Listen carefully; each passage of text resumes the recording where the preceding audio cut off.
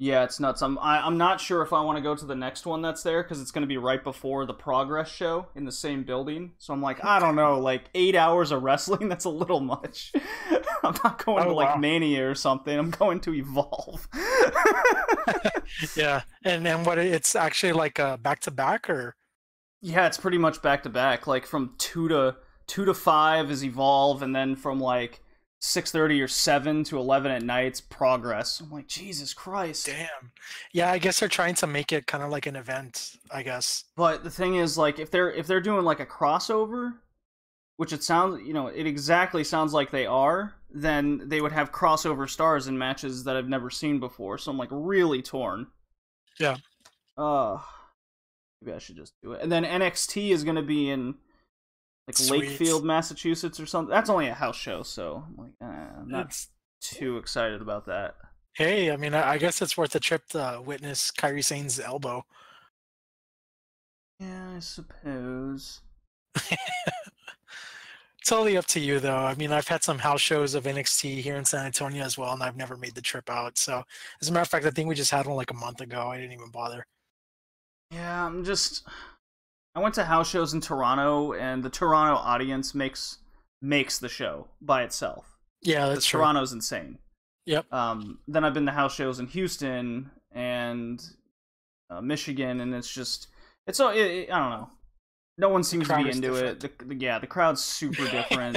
It's like it's mostly like all the parents that don't even watch wrestling taking their kids to it. So it's like Mm, the crowd is pretty much dead, versus like Toronto or Chicago where like everyone in the building yeah, is well, fan. Toronto was mostly adults. Like beer was being sold, and everyone's like marking out hard. Like the one I went to in Toronto, it was like the mid card match was Hideo Itami against Aleister Black. Oh, And I okay. was just like, camera, where's my camera? Like, ow, ow, ow, ow, ow, ow. Yep, that's a hard hitting match. They won't be able to do that on the main roster. Uh, Okay, so everything's live. I got the correct mic this time all set up. When I recorded the Shoot 'em Ups episode, my mic was really strange. I don't know what happened to it. It's okay, I made it sound well enough. Alrighty. Move this over. Okay. Now no one can hop in here by accident. VIP only. VIP only, exactly.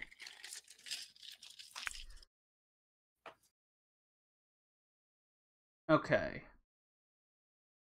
Looking good. You ready? Ready to go. Let me know when to hit record. Alright. 3, 2, 1, go.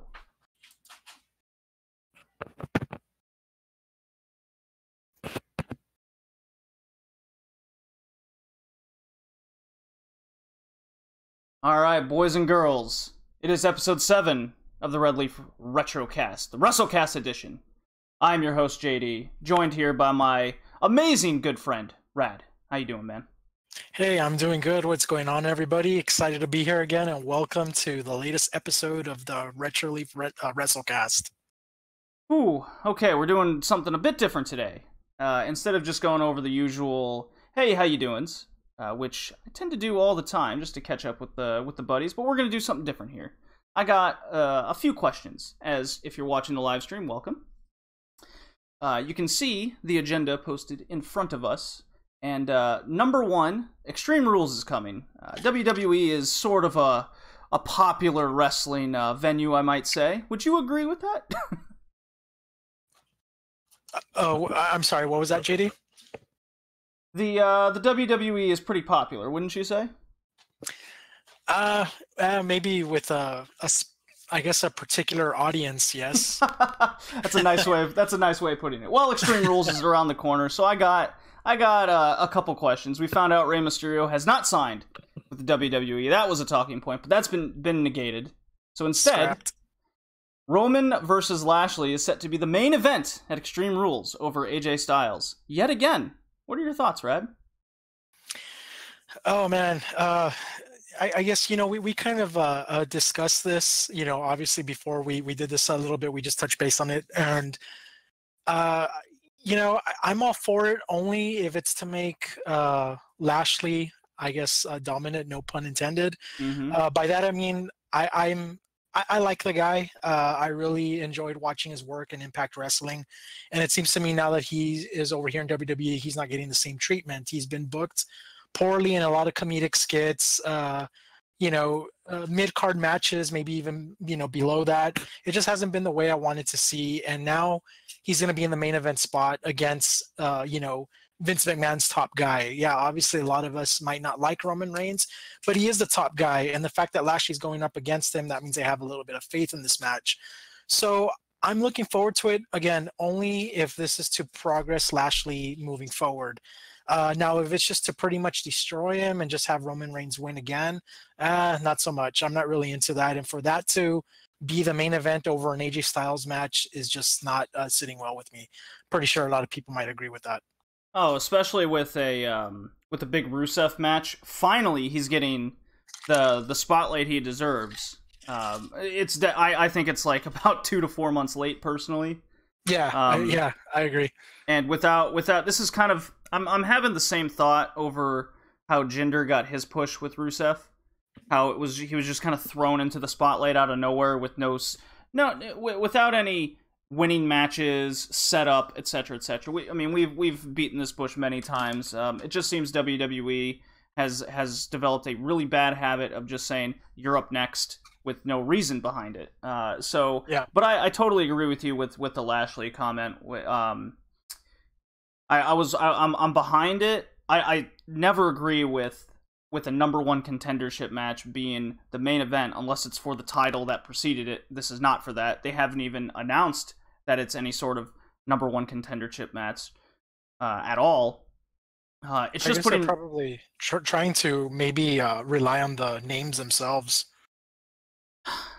Yeah, we can assume that it is for that contendership for the title, the fruit roll-up title that that me and a buddy have been calling it, because it's really just non-existent. It died before it was dead on arrival, as news pundits might say. Yeah. So I don't know what their plan is here. It really makes no difference to me. I'm just more interested in if Lashley is here to actually dominate, or is he just here to push Roman steadily into the continuing spotlight that for some reason is still there.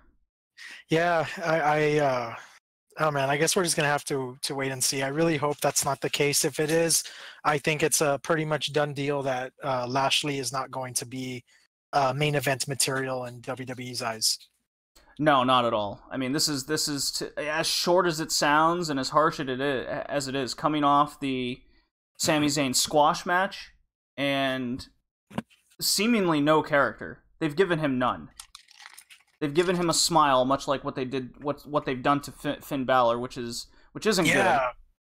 No, it's not good. He's coming off as just like pretty much a generic, wrestler. He pretty much only has value to anybody who watched WWE 10 plus years ago, or anybody that has watched wrestling outside of WWE, for example, Impact Wrestling. Other than that, he's really just a generic guy. Just think about it. Kids watching in the audience or live barely right now, never really knowing who Lashley is, he probably doesn't come off as having that star power. Yeah, exactly. My other comment or topic from Extreme Rules coming up is the Alexa Bliss Nia match, the third encounter. Oh man. It's as Nia said on her little Boy She Tries, her promo, it was we're gonna have an Extreme Rules match. Very specific. This time, are we gonna get to see Alexa Bliss actually take a hit off something, or is it just gonna be something along the line of Ronda's gonna hop the barricade, interfere in the match, we're done here, kind of thing? I'm very curious about not the match itself. It's just what's gonna happen post. I think a lot of people are in the same boat. Yeah, I think this is definitely storyline driven, and it's gonna be nothing more but an end result, probably ending in something of that capacity. All right then, that was good. But that goes into, I listened to the WXW Roundtable podcast this morning. Yes, and, I saw that. I haven't listened to it, but it was very interesting. It consisted of the topic was the WXW women's thoughts on the quote-unquote women's revolution that's kind of been around the world now, and it consists the three people involved was Toni Storm, as many have heard of now, Killer Kelly, who's now becoming a household name because of her NXT UK spot, but we've good for her. Yeah, good. Oh, exactly, good for her. Get her name out. She's only been wrestling for 2.5 years. Yeah, so it's not long. So she's getting her name out there very quickly, and she's very beautiful. On top of extremely scary looking in the ring at the same time. It really fits. And then the third person was Melanie Gray, a WXW vet, the female trainer of the roster. And basically, he the moderator, the interviewer of WXW, asked a series of questions, and a few of them stood out to me. One was the first one. What do you think of the women's revolution? Killer Kelly immediately said it's just a marketing term. It means nothing. It's just something mainstream has done to put a name on it. And I was like, whoa, that's pretty harsh, especially since she just signed a contract. Yeah. Half deal. And then it went to Toni Storm, and Toni Storm goes along the lines of, why is it called a women's revolution when why can't it just be women's wrestling's getting better? It's the fans have done this. So Toni Storm had a very good answer to that. It's all she was more focused on the fans. Great answer. I agreed. But the most interesting was for sure Melanie Gray, and she had a lot to say. She's the more veteran of the group. She's kind of single-handedly started women's wrestling in Germany, a whole country. She helps train just about everybody. She's part of the whole WXW German training center, Germany's only wrestling training center currently that I'm aware of. Oh wow, okay. And her answer went into other questions and topics that also went into the conversation later, such as what's it going to take for women's wrestling to close the gap on the men. What is the difference between the men and the women's wrestling? What are some of the things? And Melanie Gray looked at it from a number of different points, such as women are a lot more hard on themselves, like mentally, such as a lot of women come in, but as soon as they mess up a couple moves every now and again, they start to beat themselves up a lot easier than the men. She was very mature about the mental differences between a female and male, which I found interesting. You know, considering she's a trainer, I'm taking her word for it over what I think. You know, sure. The other thing was just it's a lack of talent. You know, the men can go to a single city and get 10 guys that want to be a wrestler, while a woman, it's a male-dominated sport, and Toni Storm agreed with that. It's very male-centric. It makes it even harder for a woman to break through. It makes it harder for promotions to properly promote the women and have them in matches. They're always afraid that the match is going to be dull. They absolutely hated the term piss break match. Toni Storm's aim, her main goal is to get better and change the game, not just go to WWE and make a name for herself and then get a paycheck. She wants to actually change women's wrestling and how it's viewed. Passion. So and Melanie Gray was very much on par with that. Killer Kelly definitely sees that. She was very much in agreement with a lot of what was said. I mean, they just had a fun time talking about this, and this got me thinking that Toni Storm perhaps doesn't want to sign full time with WWE. This NXT UK thing is the same thing with Kelly. They see it as an opportunity to get their own name out there and get better, and provide a more open and easier window for more women to follow in their footsteps. Oh, definitely. And I'm really glad you brought that up, because going back to what we've actually covered on previous Wrestlecasts before is that, now you don't really have to be a part of WWE or wrestle at WrestleMania to be considered successful. And Right. I think a lot of them know this already. And again, it's a perfect platform to get your name out, but you don't have to stay there. You don't have to be exclusive there. Just pretty much travel the globe, wrestle wherever you choose. It's all about the name in itself. And once you have that, you're pretty much valued everywhere.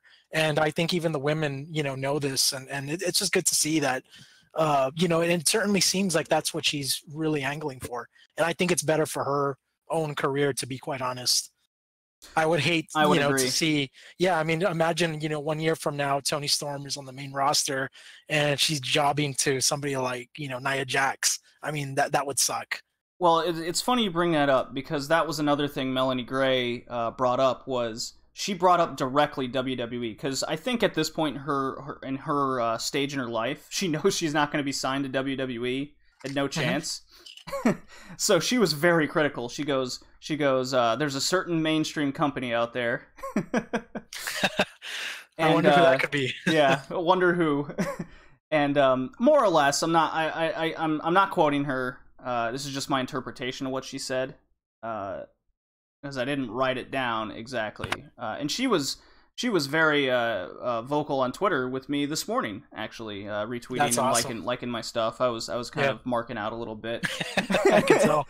Yeah. Also, the WXW champion was liking my stuff, so I'm like, oh my god, WXW loves me. You're like their unofficial, I guess, representative or advocate or something. So that's pretty cool. I'm liking it. I'm liking the not role I have.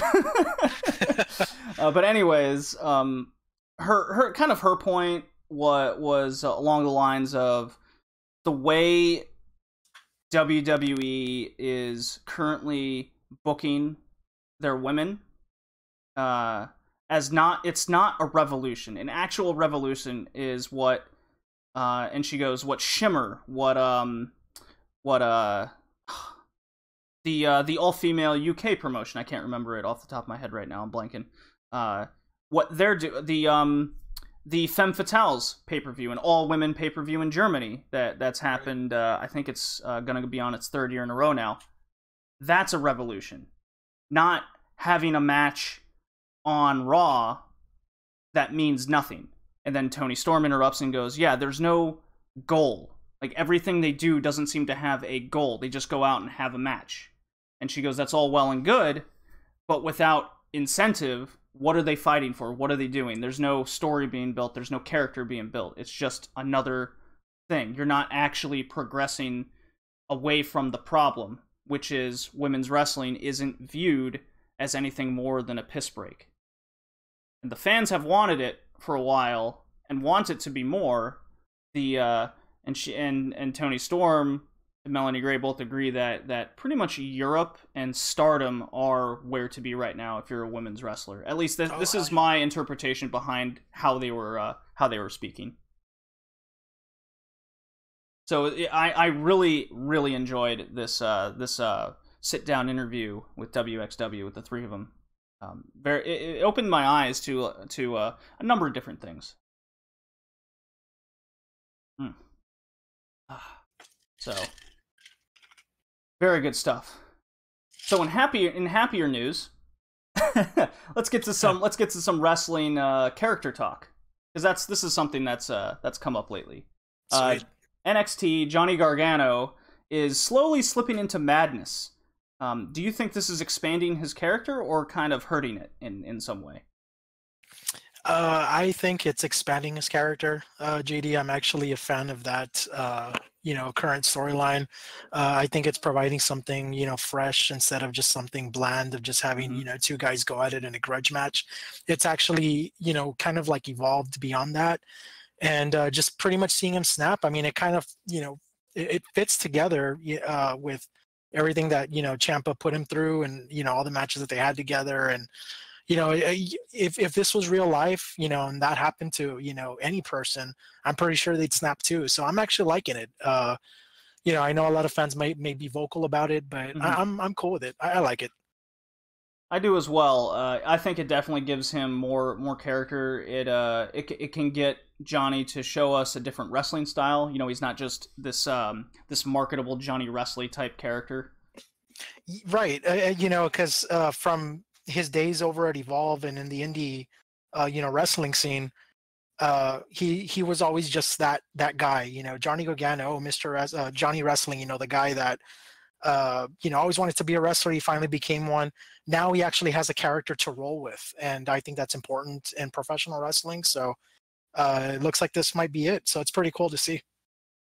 I totally agree. I mean, he even had a match against EC3, and EC3 Yeah. kind of sat up and looked at him, and the commentary, Mauro Ranallo being amazing as usual, right on point, immediately references Johnny. He as EC3 sits up and turns, all Johnny can see is Ciampa in his eyes. He's slipping into Classic. madness. You know, really Yeah. like really good. Because commentary also has to help, and that's Yes. something else the main roster seriously lacks. You know, Graves does a good job, but the help just kind of isn't there. It's very generic, like go get a Snickers type stuff.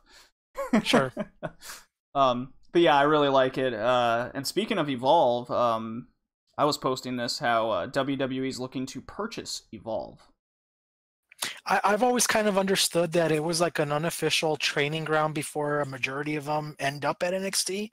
So they kind of already had like a some sort of partnership, right? It just never was, I guess, contractual, so to speak. That's more or less true, yes. So the NXT is moving to FS1 in 2019. If I have my facts straight. And so Nice. that would make sense for Evolve to essentially become the NXT on the WWE network. I mean, it all makes sense when you put it together like that.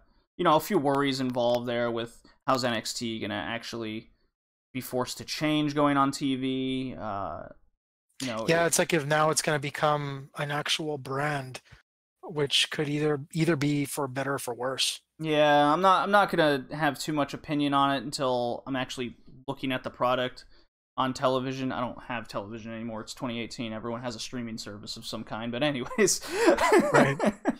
Unfortunately, I still have cable, and my excuse was that, oh, I want to watch Raw and SmackDown, but I haven't seen a Raw and SmackDown live in ages, so I don't know. I should cut it now. Yeah, well, the thing about Raw and SmackDown at this point is it's no longer a continual story being told. It's just every single Raw or SmackDown seems to be a self-contained narrative to whatever they want to tell that day. Yeah, it's not building up to anything. There is nothing. I mean, all we get is, you know, for example, to just kind of go off topic for a sec. Jeff Hardy has the U.S. title. He's been through a couple injuries, and Shinsuke was injured by a police dog biting him.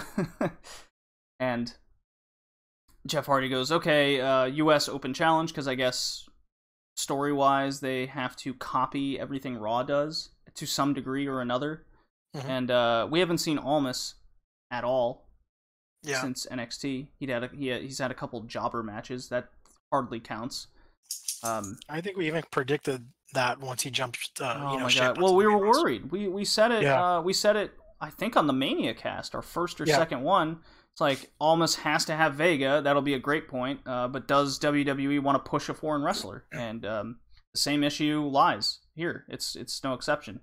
My boy Lucha Blog on Twitter there. He just goes, the problem with luchadors in WWE is WWE has to have a Mexican they want to push, which is never like the just case. one single, you know, a Mexican wrestler, and like that's it. They don't really build around anybody else. No, and everyone's booked into obscurity and the same. You know, it's the same tune we go over and over again. So, but yeah, easily missed opportunity. Right there alone. He even did it the very next week, and we just saw The Miz come out. Like, we've seen The Miz 1,000 times. We can't have Ty Dillinger or Almas, guys who are never on TV. Yeah, something fresh. You know, crowd favorites, something fresh, something new, not predictable. Anyways, So I got two more here, and then we can move on to our fun stuff. Yeah. Christian Michael Jacobi showed up at Progress Chapter 72. And for those that aren't familiar, CMJ, Christian Mikhail Jacobi, is the, think of him as the commissioner of WXW. And they're building up to a real hot match at Wembley Stadium for Progress. And it's consisting of Pete Dunne against Pete Dunne, the NXT UK champion, against Ilya Dragunov, the WXW champion. They're hyping this up hard. And so CMJ showed up, talked some shit to Pete Dunne. Pete Dunne, being all bruiserweight kind of persona. It works for him. It's cool. I like it. And so CMJ talks a bunch of shit. Then he kind of steps outside the ropes, talks some more shit about Pete Dunne, saying like, I remember when you showed up in WXW and nobody wanted you to wrestle, but you came to me. I know. And he's like, I know the embarrassing stuff you've had to do for me. So kind of hinting at, some dumb shit. And then he gets in the face of Pete Dunne, and then he kind of girly bitch slaps him and then runs away like a little girl. Kind of waddles. It was really, really funny. I quite like that. It's not much else happened in Progress, but that was kind of the high point last couple chapters. And then I have a prediction, Red. Okay. Glad to hear it. Walter, one of the hottest wrestlers in 2018, wouldn't you say? Of course. People love him for good reason. I say, with his recent Revolution Pro debut, I think by year's end, he's going to show up in Japan, in New Japan Wrestling, and challenge for the Never title down the road. The Never Openweight. That's kind of the foreigner come in part-timer belt. Right. I'd like to see that. Because, little spoiler for the next cast, he had his debut at Revolution Pro, Super Strong, Strong Style Evolved, UK, New Japan, is in...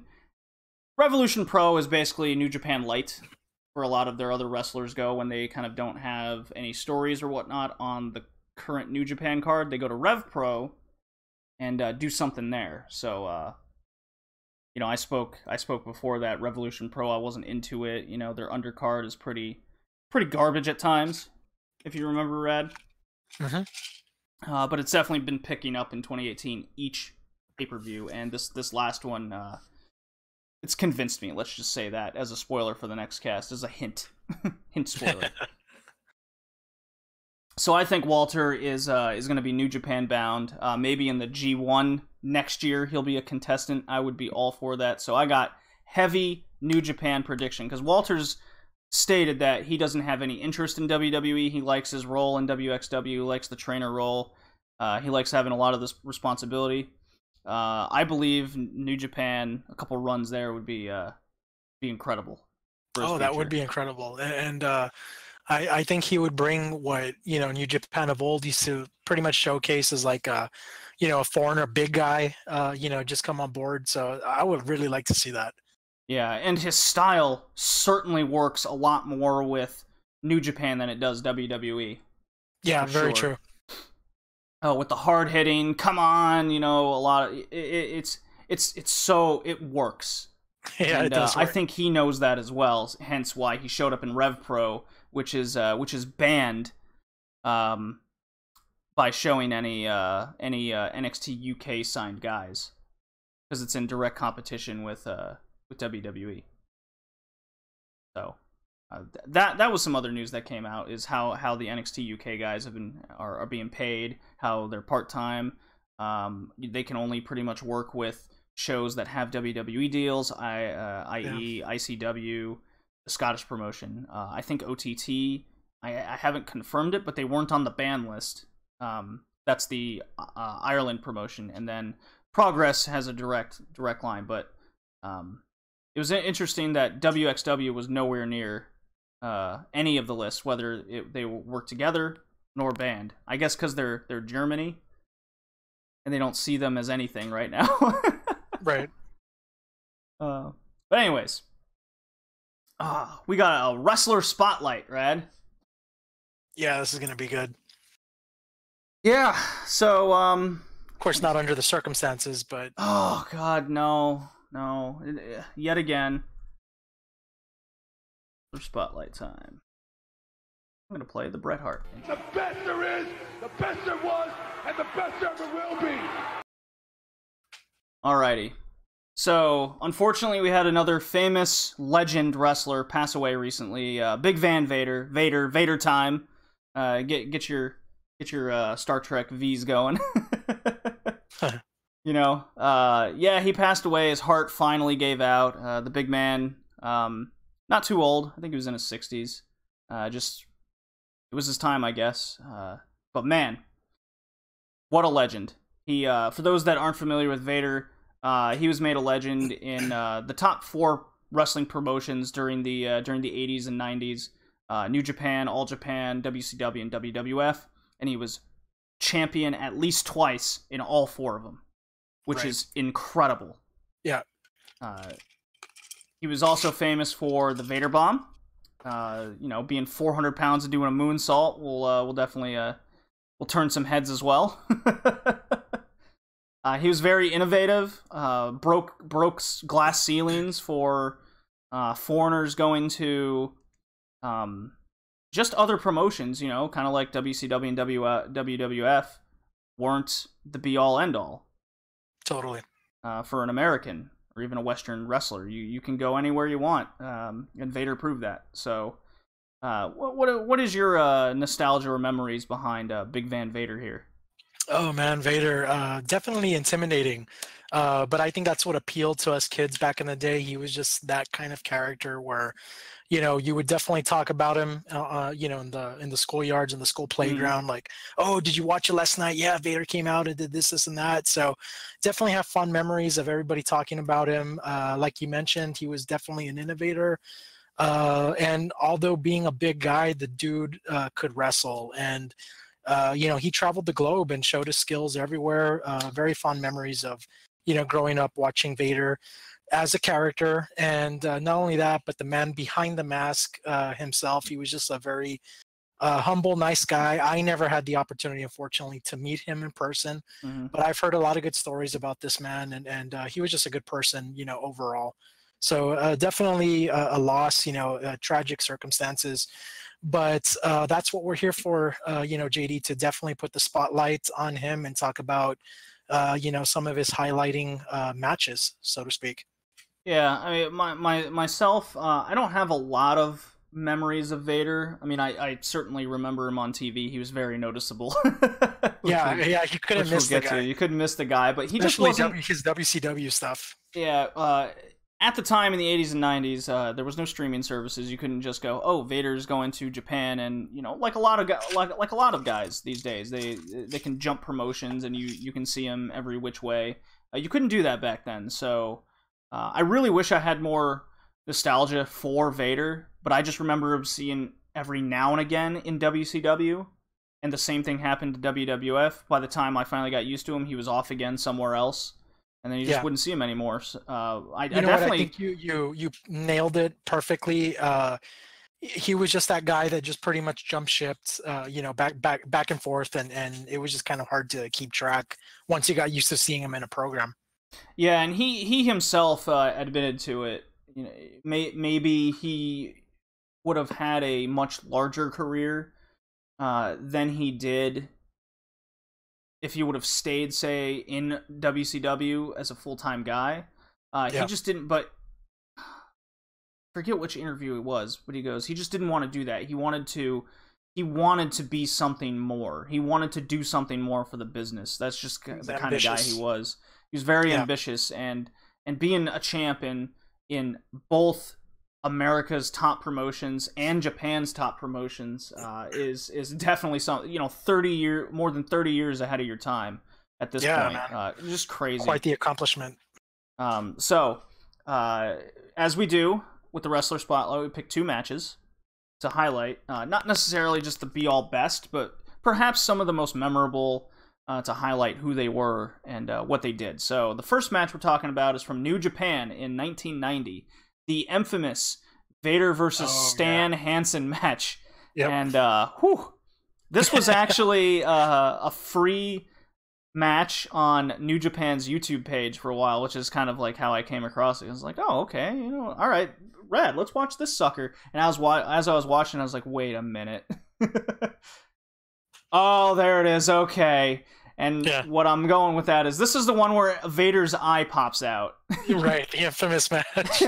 So, this was actually more than that. It was the showdown of Stan Hansen was in All Japan, and Stan Hansen was this brutal Texas dude with a mustache and cowboy hat. And he was in All Japan, the champion. So another dude 30 years ahead of his time. I'd like to talk to the guy and be like, so what made you growing up in Texas realize I'm gonna go wrestle for this this promotion in Japan that's All Japan specifically? Yeah, it just doesn't make any sense, especially at the time. I mean, nowadays maybe, but back then it was just a different ballgame. Well, with all the wrestling that was in Texas, especially, that's why Stan Hansen kind of just kind of sticks out. He was the champion in All Japan, and this was a cross promotion of All Japan versus New Japan. And Vader was the New Japan IWGP champion, the first ever Gaijin champ. And for those that don't know, Gaijin is foreigner in New Japan. So another innovation right there. The match is renowned for its stiffness, and you're not getting a wrestling match here. You're just getting hard-ass hitting. What I've come to associate with Japan wrestling in general. It's a good mixture of technical and just trying to hit the shit out of each other. Oh, hell yeah. And make no mistake that in this match, that's exactly what these two guys did. Yeah, I think they were definitely trying to prove to one another, kind of like if you're a current New Japan fan, a Shibata via Ishii type match against each other. Just, I'm gonna hit you, then you're gonna hit me. I'm gonna club you in the head. I'm gonna club you in the head harder. That's what these two guys were doing. And then 5 minutes in, Hansen thumbs Vader's eye, leading it to pop out. And Vader eventually, he's kind of fumbling around for a little bit. He doesn't know himself clearly what's happening. He takes off his own mask, which that's crazy. The audience, you could hear their gasps in the video, like, oh my god, what's happening? And he just kind of shoves. They totally freaked out. Yeah, they totally freaked out, and he just shoves his eye back in his socket, like and then just keeps his eye closed with his lid the entire rest of the match. He wrestled another like 12 to 15 minutes after that. Yeah.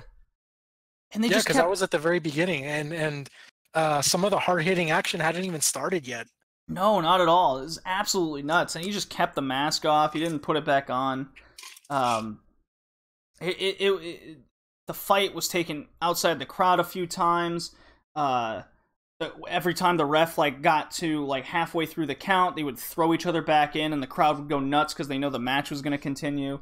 Finally, it just got outside the crowd, and the ref just quickly counted them out, double count out, many boos.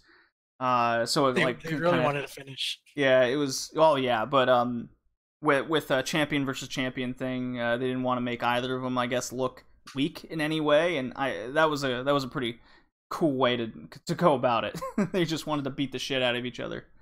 Yeah, that they did. Yeah, and later in June that year, Hansen re-won the All Japan title, if I have that correct.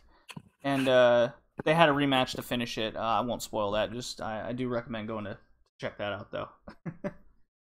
Pretty crazy. A lot of history behind this match, that's for sure. And then our second one was WC. This was actually recommended by our little community. I put the word out hey, what's a WCW Vader match we should go back and see? Right. And a lot of them recommended. Stands out. Specifically, the Great American Bash in 1992 against America Sting. Yeah. Very America Sting. So tell me about this match, Red. Yeah, so here it was, Vader Sting, Great American Bash 1992. So, Vader comes out. He has his giant evil smoky red eyes, death metal mask thing going on. And Yes, if I'm he not did. mistaken, wasn't that his debut, or he had already debuted before that? I think he debuted before that. Okay. Yeah, I just wasn't sure because I remember on his debut, I know it was involving the mask as well. But that's the one mask. Again, going back to that on all the kids in the schoolyard talking about like, oh my God, Vader, did you see him? And this and that. So, yeah, here we had the killer Vader and coming out complete with the mask, and he's being accompanied to the ring by Harley Race. While this match is going on, you have Ron Simmons watching on because he's going to challenge the winner. And I think he's speaking from the announce booth where Tony Schiavone was located at, over there by the stage. So, you pretty much had Vader going up against Sting. A lot of stiff shots. Of course, Sting took them all like a champ, like he always did. Both guys just really played their roles very well. Vader obviously playing the heel. He definitely made Sting look good in this match, and vice versa. You had Sting making Vader look good as a heel. Awesome match. I mean, these guys just really went at it back and forth. I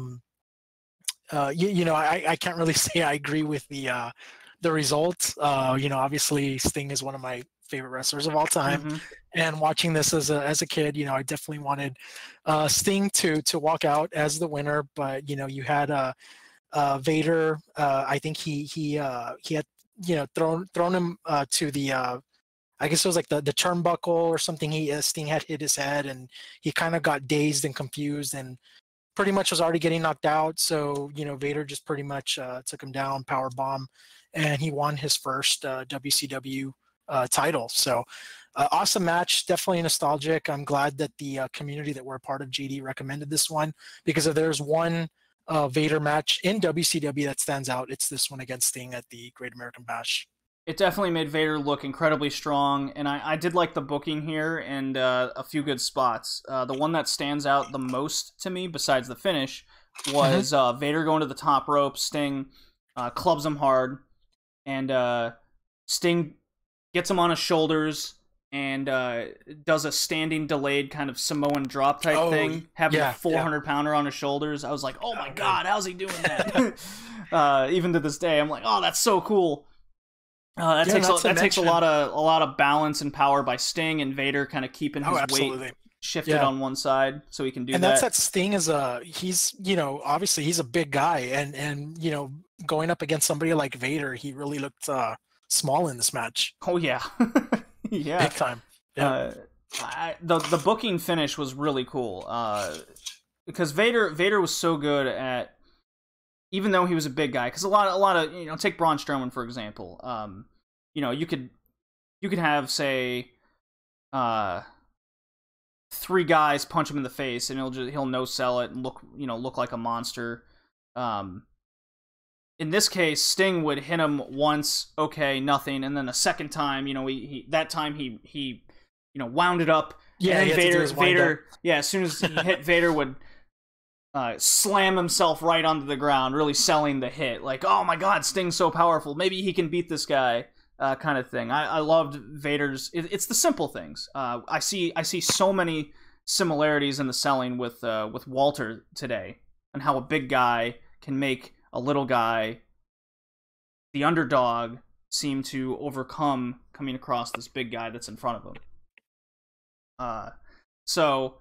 The finish was Vader was propped up in the corner, but he was kind of hunched over a little bit. Sting goes for a Stinger Splash and kind of overshoots it and hits his head on the post. That's when it happened. And it's a little blade finish, and that's what led to the Vader shoulder powerbomb to win the title. So Sting looked like he just kind of messed up his own move. And Ron Simmons was kind of like, oh my God, did you? That's too bad. I think Sting was the better wrestler there, but. Hey, you can't win them all. He messed up. Vader took advantage. You can't fault him for that kind of thing. There wasn't any interference. It was more or less a clean win, but at the same time, it wasn't. And that led to a good storyline after that. Oh, yeah, definitely. They had quite the rivalry together. Absolutely. And I really miss booking like this. And this whole excuse of WWE as a soap opera thing, it doesn't work. It doesn't work. That's unacceptable. because there are things like this that happened in 1992. Simple things. That's a soap opera moment. Yeah, and it works. So it works. I don't need two of the best women's wrestlers on your roster going to therapy. Let's leave it at that. But yeah, I mean, Big Van Vader, going back, watching a lot of his old stuff. These two in particular just makes me appreciate him more. Makes me remember him that much more.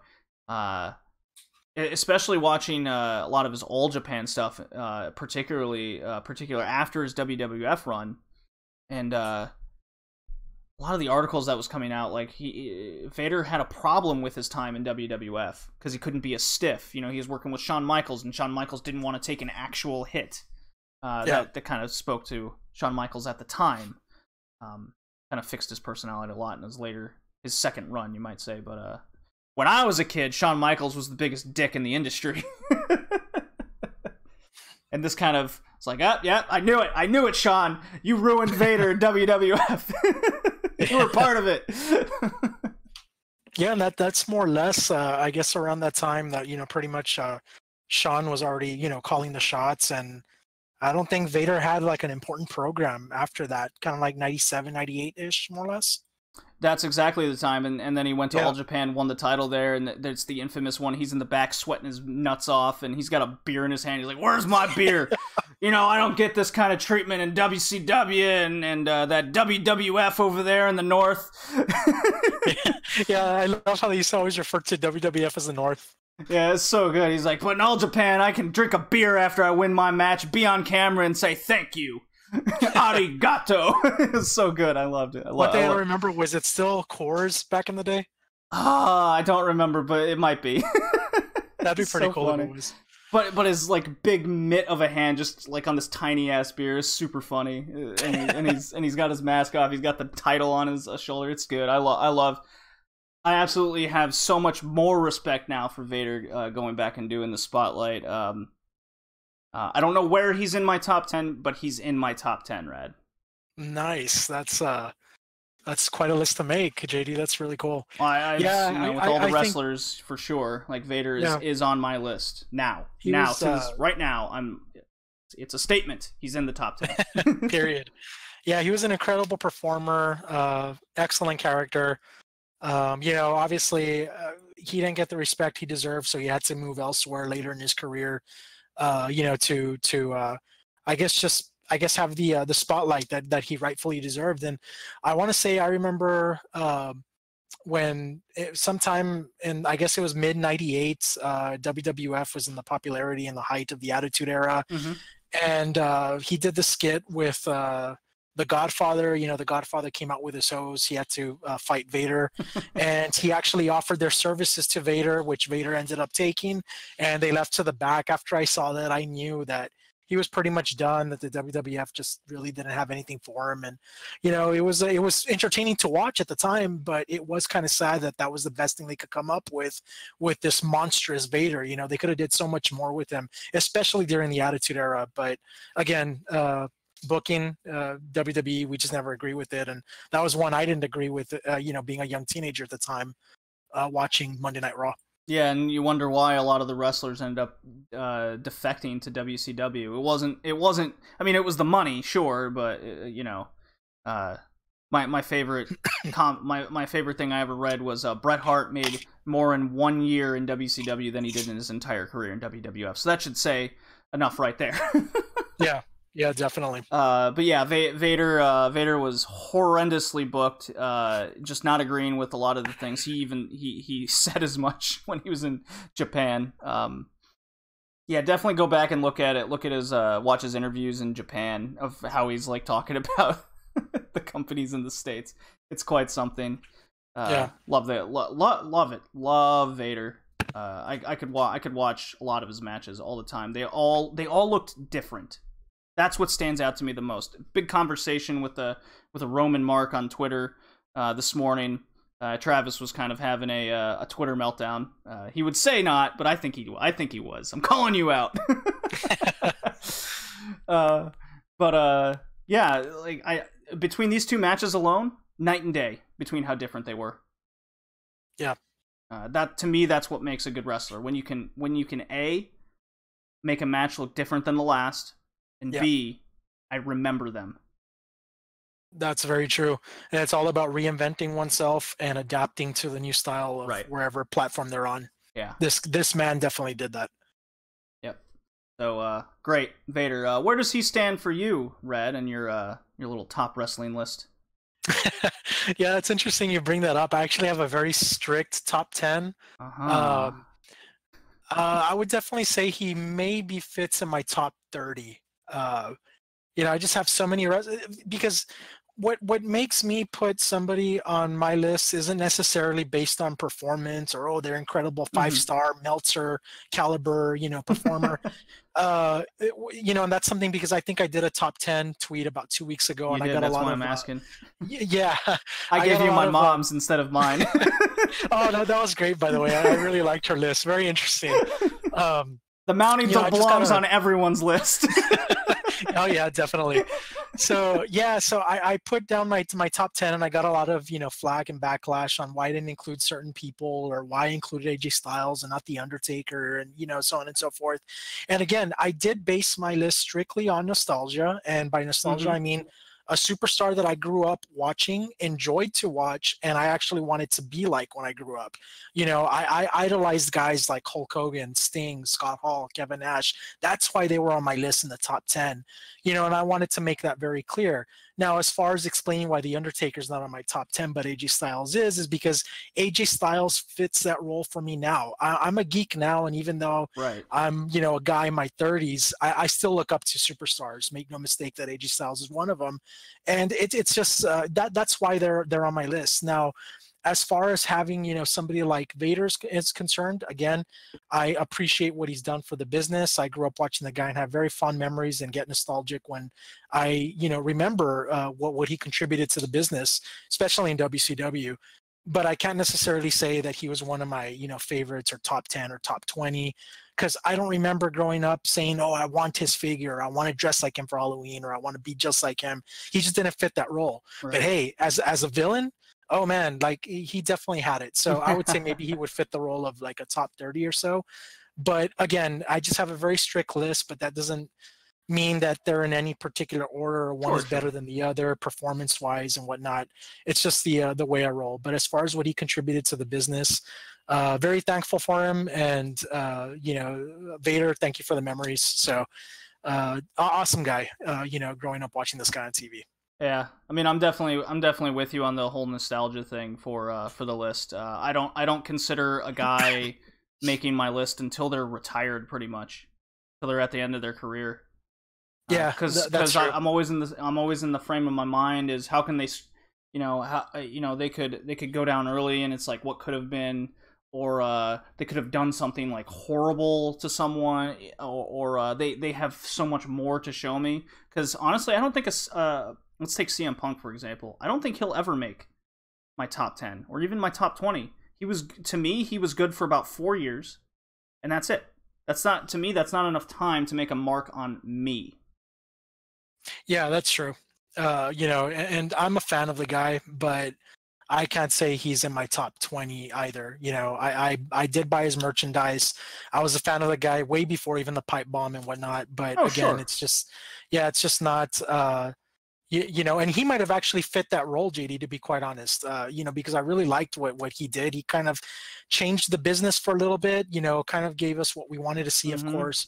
Politics kicked in and stopped that in its tracks, like right away. I think the pipe bomb ran its course maybe for like a couple of months, and then WWE just went right back to normal, which sucked. But at least for that time, I was really happy. To be quite honest, and I think we're already going off topic here, but during that time, I was actually happy to tune in into Monday Night Raw live, like the way I was as a kid. I wanted to see what was happening. I wanted to watch The Awesome Truth. Just so many things going on. I just really liked the program at the time. But again, it ended. Oh yeah, as soon as Punk, as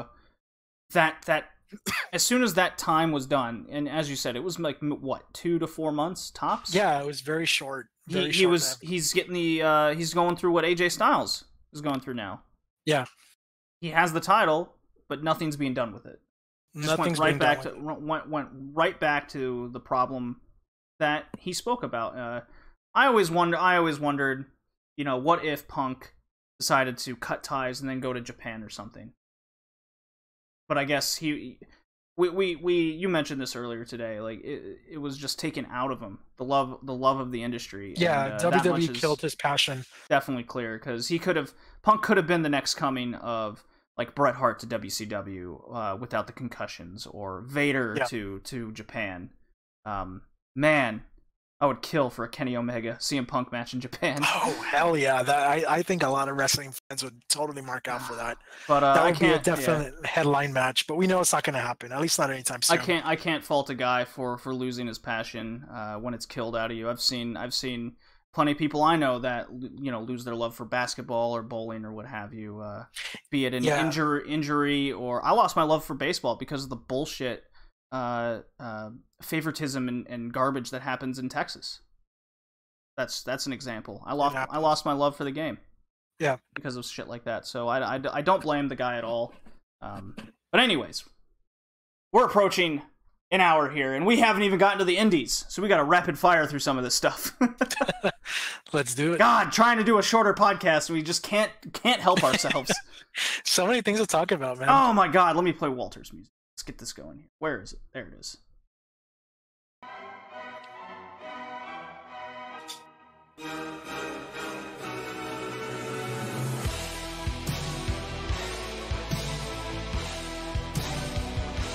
Ha! God damn it, Rad. Talking about too many interesting things. But luckily, until we get to Evolve 106 and 7, I'm just like spouting some news here. Not really much to discuss other than the Evolve stuff. So you're gonna hear some dissertation from me for a second here, if you don't mind. No worries. WXW update. June was the release of their 2010 pay-per-views. So all their pay-per-views from 2010, 8 years ago. And this month in July, we are recording the day before the G1 special. So this is why I wanted us to record tonight, Rad, because I am going to watch the G1 and totally mark out to every single match on that 10-match fucking card. That's going to be like 5 hours. But anyways, in July, WXW is releasing all of their pay-per-views from 2009. I have already watched one. I watched the 2009 pay-per-view, Back to the Roots 8, headlined by Bad Bones. Bad Bones John Klinger was the champion. He looks like a diseased caveman. I posted a picture of that earlier. I'm like, well, who the hell is this? A person? He looks weird. No tattoos, no fake tan. Muscles aren't defined. He looks weird, man. I can't. It's bizarre. But the match was okay. He was against Steve Douglas, a German wrestler. He's okay. Good main event guy for the time, I would say. I mean, it was fucking almost 10 years ago, and the promotion was young, to be honest. They were just coming out of their crazy extreme days, where it's like death matches all the time. Think Big Japan Wrestling, light tubes, guys going through nail boards and shit. So they were trying to escape all that, changing their way of business, and this was kind of that first year to put it in perspective. Also in July, as a subscriber, you will get 5 OTT pay-per-views, one of which is from this year, March one in particular. So very recent. It'll get you a good idea of the product.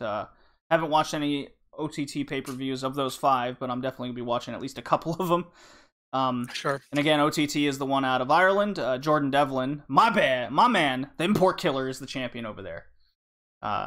Very interesting pay-per-view, I must say. Looking at a lot of these wrestlers, Red, of basically their origins.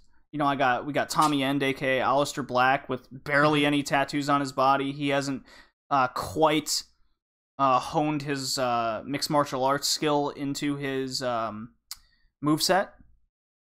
You can kind of get some hints with the kicks, but yeah, he looks like a totally different wrestler. So that's that kind of innovation and that I was talking about. Zack Sabre Jr. Was less technical. He still had technicality involved with his moveset, but he wasn't quite honed as well. Right. They had a tag team, Rad, called the Crimson City Saga. Very cool. Oh, interesting. Yeah, I didn't know that. Yeah, very cool. I really liked their tag team match against a couple guys that aren't even in the industry anymore. They were only around for a few years.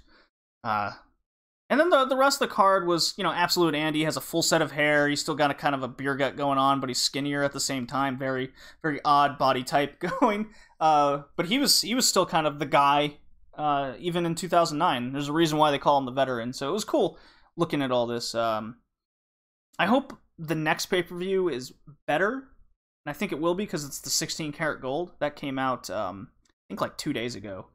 Tournament, okay. And I'm a big fan of that. I watched the last like 3 of them, I think, and so seeing 2009 of who won, Walter Walter goes by Big Van Walter, just like Big Van Vader. You can kind of tell what they were going for with his character gimmick, even in 2009. Just a tremendous force of a guy. I really think Walter is the next coming of Vader. I really do. I am 100% behind this guy. I saw him live, which I'll get to later. I met the guy, which I'll get to later. Speak very highly of him. So more into the WXW update. They just had their season finale of their weekly show before they went on holiday, their summer holiday, which I'm very primed for. Wrestler, remember this name, Rad? Fight Muller. He's kind of this. He's primed for success in WXW. He looks like I remember that. He looks like kind of Walter Light right now, but with more suplexes, you might say. Okay. Very old school style, more heavy hitting as opposed to technical. Mm-hmm. He faced Walter, great catch style type fight against him. Walter beat him, but gave him a good handshake after that. So I think Fight Muller is also my pick to win the Shotgun tournament and challenge Bobby Gunn for the mid-card title. I think that's kind of the first step to Bobby Gunn's going to the main event, and Fight Muller kind of taking over the mid-card there. That's my prediction. I would be totally cool with that. Good stuff. Bobby Gunn's is prime for greatness going into that. He still cuts the best promo in WXW, and it's not even close.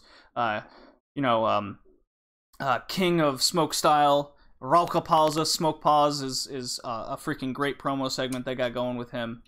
And then there was a good finish to the tag title turmoil story that was going on between the tag teams. Monster Consulting got their titles back. That's our boy Avalanche, dude with the Mountain Dew kind of thing. I got his shirt. Not wearing it now. Nice. I'm not wearing it now. I'm wearing my Huggers Gotta Hug Bailey shirt right here. If you can see it in the live stream. It's not You Ain't Shit Hug Life, but...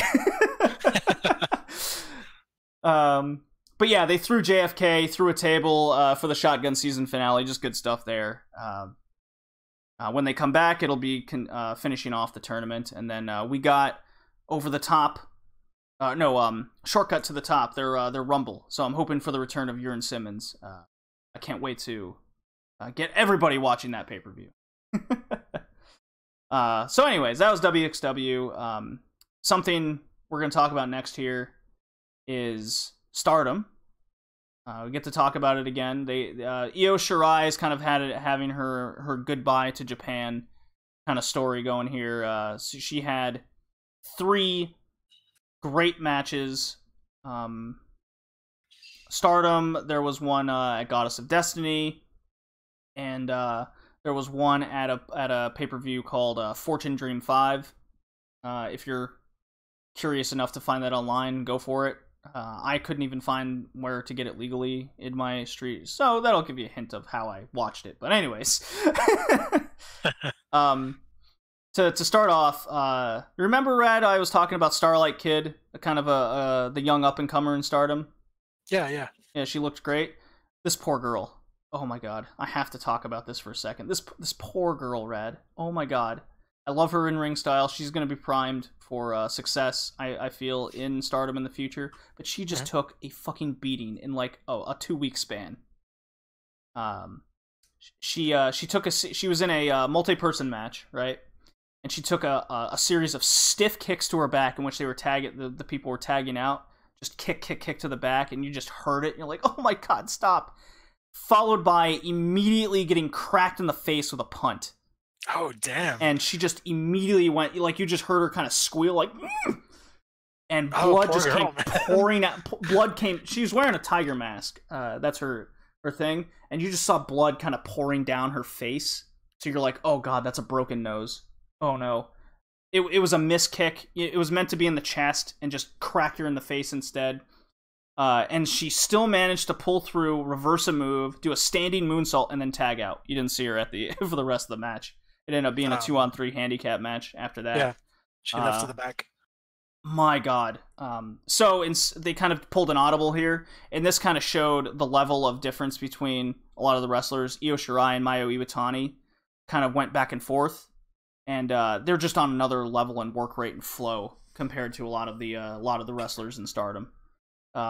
Incredible how they were missing a person, so the flow was immediately changed. And they just kind of pulled an audible. That to me, that's a good example of a good wrestler. Mm-hmm.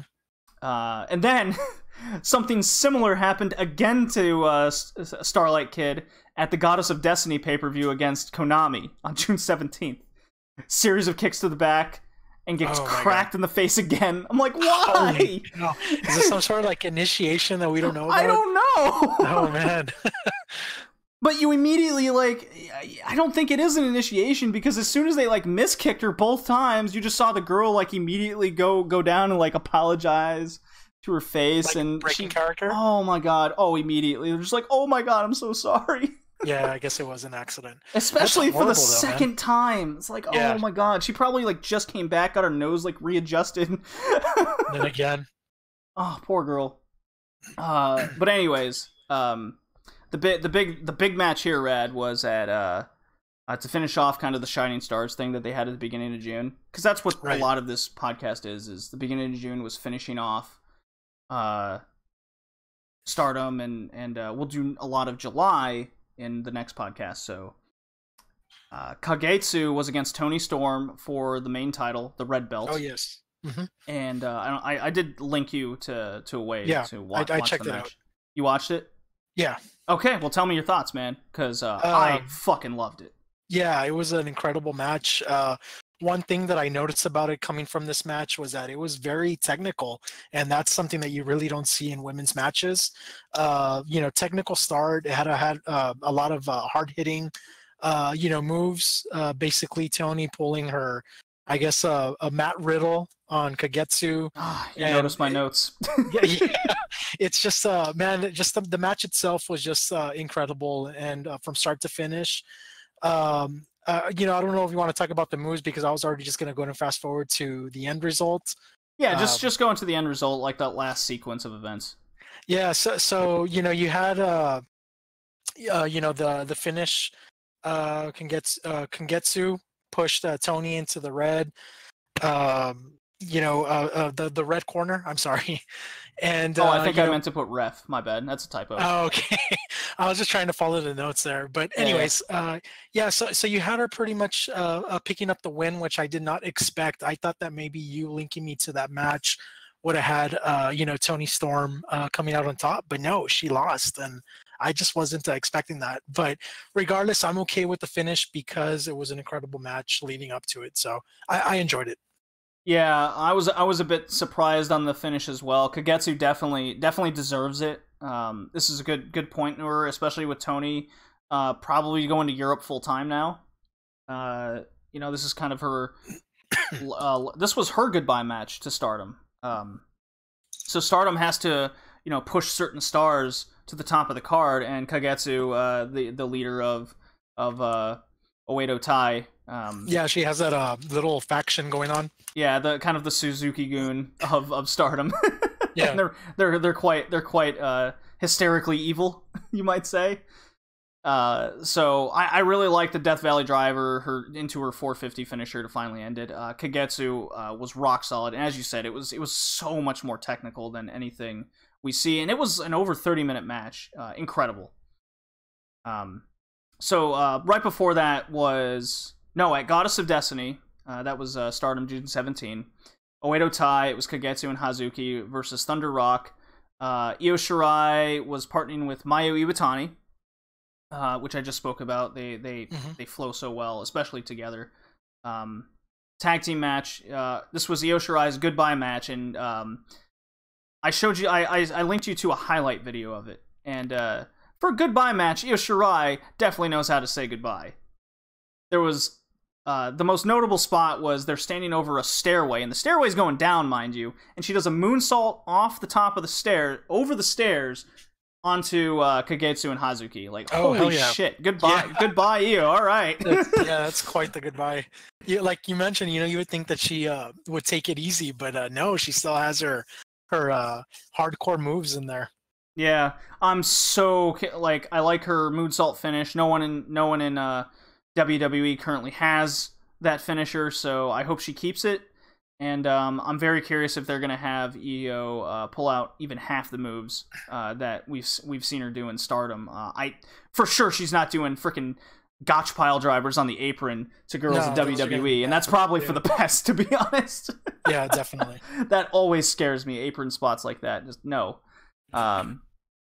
And then there was the Fortune Dream 5 triple threat match. It was Io Shirai against Meiko Satomura versus Hiro Matsumoto. Fortune Dream 5 is a Japanese kind of annual pay-per-view, to my understanding, of just trying to get the best wrestlers in Japan together for kind of a for-funsy type event.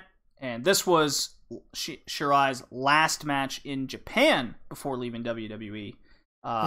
Not her best match, but the three-way did get sloppy at times because the three have never really worked together before. But considering that, it just kind of made me appreciate the match more, that these three women are so good that they're able to just, on the spot, pull off a triple threat like what we saw. And there were some crazy bumps, like, I believe it was Meiko body pressing Io Shirai from the ring over the top rope onto Matsumoto outside the ring. It's like, bye! Oh, man. Yeah, so many cool moves. So that's kind of the Io goodbye to WWE last hurrah, because I expect the actual goodbye, because I expected a lot of her previous matches to be that, but it seemed to me that she kept wrestling after that, unless they were pre-recorded.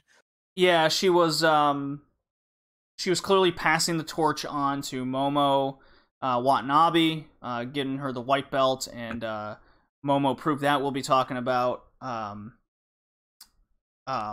in the next podcast, probably, but or maybe not. I don't know. But anyways, Momo had a great match against Jungle. Let me pull up the next. I have it in the next one. I think I do. No, I don't. All right, Momo Watanabe defended her white belt to the next up-and-comer, and it was really good. So trust me on that one. I just forgot to put it in here. I'm glad I remembered, Rad.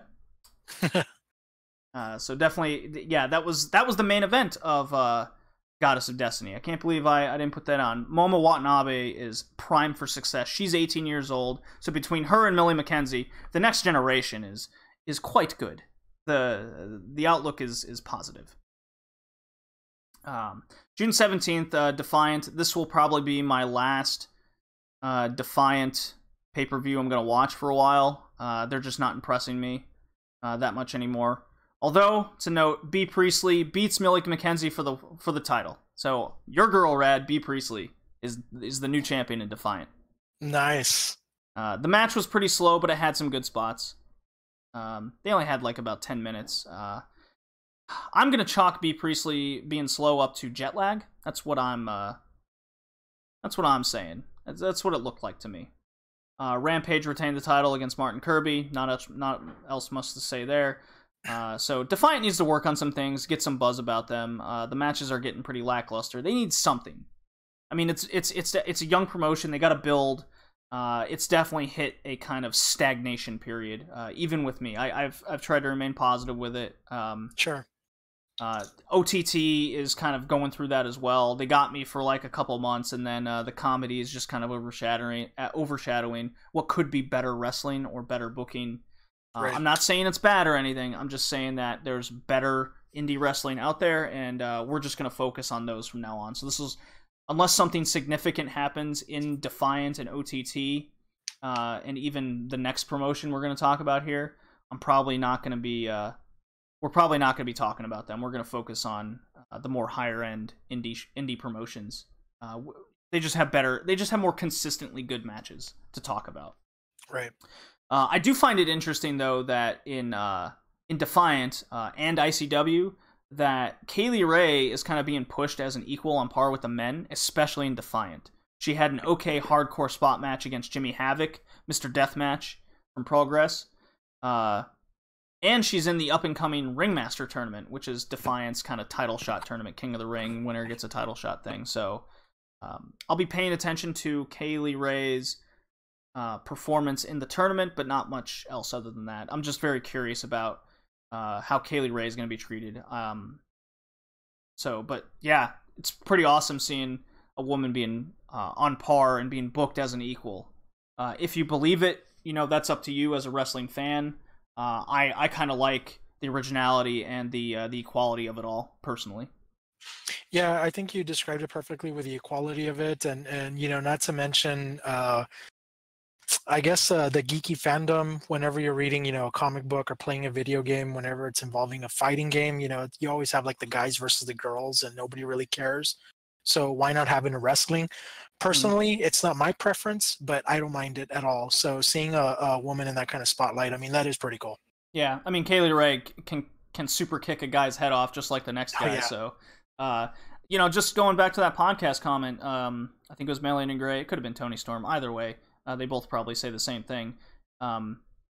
You can do moves. If you can do the wrestling moves, then you just happen to be a female doing them. Something along those lines.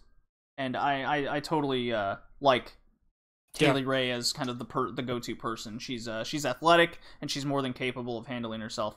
I showed one of our members in the community there a spot from ICW like 2 years ago of Kaylee Ray getting like kicked in the crotch and then getting power bombed outside the ring through 2 chairs and a table, and he's like, "Holy fuck!" I'm like, "Yeah." WWE's little battle of the sexes is adorable, isn't it? Yeah, they got nothing on that, man. Crazy. I go, but it is ICW, so they're kind of they're insane Scottish people, so yeah. I guess obviously they don't care what the the ratings or the FCC have to say about anything. No, not at all. I tried to get into more Lucha Libre. Not watching AAA. I watched like half of a pay-per-view and I'm like, that's atrocious. So I tried CMLL. That's a promotion on that has a deal with New Japan. So a lot of New Japan's young boys or what have you will go, and vice versa. CMLL is kind of the more popular Lucha one. That's where Caristico is. That's the Sin Cara you might be familiar with. He's like the head guy there. What could have been, but LA Park versus Rush, aka the most over man in Mexico versus the most hated man in a 2 out of 3 falls match. This is like one of the best CMLL matches this year. And it's like 45-year-old beer gut Laparca from WCW, which we'll get to later. The chairman, crazy. Huge crowd heat from start to finish, fighting the crowd, hitting each other with popcorn crates and the like. Rush gets DQ'd in Fall 1 by fighting the refs. LaPark later gets DQ'd in Fall 2 after a picture frame shattering blade spot, and then he punches the ref, so he gets DQ'd. Then LaPark is so mad he won't even let the third fall even start, so the ref just makes a quick 20 count and the match ends. LaPark's so mad that he takes the mic demanding at the anniversary show a mask versus hair match. LaPark has his famous mask, and Rush has his beautiful, luscious locks. Definitely my favorite spot in the match was a front flip dive to the outside by Rush, immediately followed by Rush taking a fan's beer and throwing it over his face and body, and he's pumping up like Hulk Hogan Warrior style, and the crowd just goes That's insane. Pretty cool. Yeah. I can't believe it, but I like the LaPark match in 2018. Well, I bet Travis is marking out. Oh, I tagged him, and as I was watching, I tagged him. For those interested in going back, all of CMLL's like shows are free on their YouTube page. You don't need to be subscribed to the New Japan World to watch CMLL. It's free on YouTube, so you can go watch that. And then from June 29th, there was a good match between Phoenix and Canavarnio, another 2 out of 3 falls match. This kind of says to me that all CML matches need to have a ramp from now on, because that led to some super awesome luchador spots. It was a high fast-paced luchador spot fest, kind of what you'd associate with your typical trading spot indie fest. Mm-hmm. But it's on a higher level because of the two performers. And Phoenix is one of those guys that he's in Lucha Underground as well. He goes to AAA Libre, poor guy. He's also known to God, he puts his life on the line. One false slip and broken neck possibility. He's right up there with Osprey type moves. Pretty crazy. Lucha Libre isn't for everybody. They have a habit of botching moves every now and again because of the high pace and flippy shit that they do. So you kind of got to take a step back and look at it for what it is. That's kind of why Sin Cara, Caristico, Mystico, when he got to WWE and he was known as Botchamania Guy 101. Mm-hmm. I think he got got too much heat for that kind of stuff personally, but he was also kind of fed up with the booking and WWE not pushing him. But that's a conversation for another day. He's also an asshole as well. So it's a conflicting of a lot of personalities and things there. Yeah.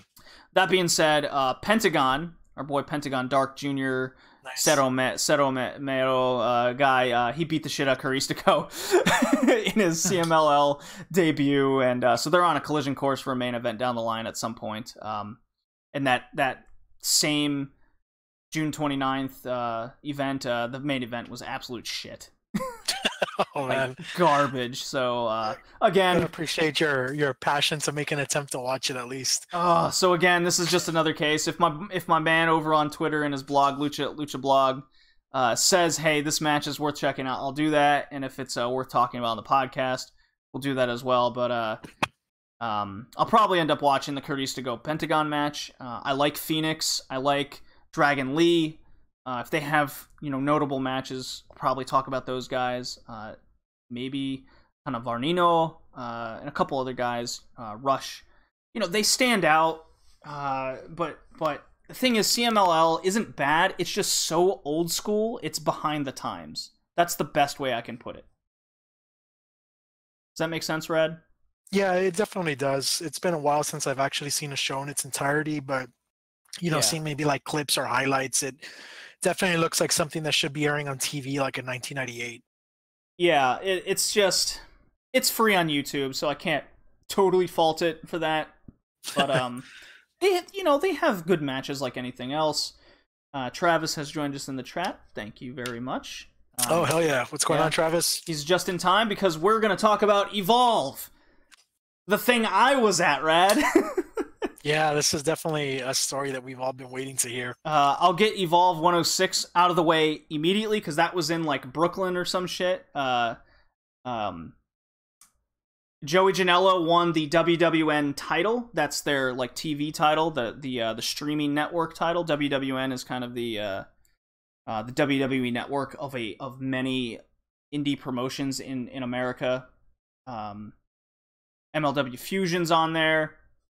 What have you, which was really funny because on Friday I was in Portland, Maine, and we were driving to the event in Massachusetts. Mm-hmm. So when I got to Evolve 107, I saw Joey Janela with the title, and I was like, what's Joey Janela doing here? He's never been in Evolve, and why does he have Austin Theory's title? So... it was a really good show-stealing match for Evolve 106. I got to go back and watch it later. I was, of course, spoiled on the on the fact that I saw and met Joey Janela. Talked to him, nice guy. And that's then awesome. Very cool. I took a picture. I posted all the pictures of Evolve 107 that I took and some of the videos on the Twitter and Instagram page of Red Leaf Retrocast, at BowlingJD. And then Matt Riddle faced Shane Strickland in basically a brawl leading to the match being thrown out. It started off as a good match. Shane Strickland, as much as I don't like the guy in any way, it's kind of the Michael Elgin treatment. Right. We don't know what Shane Strickland did in Europe, but he fucked up.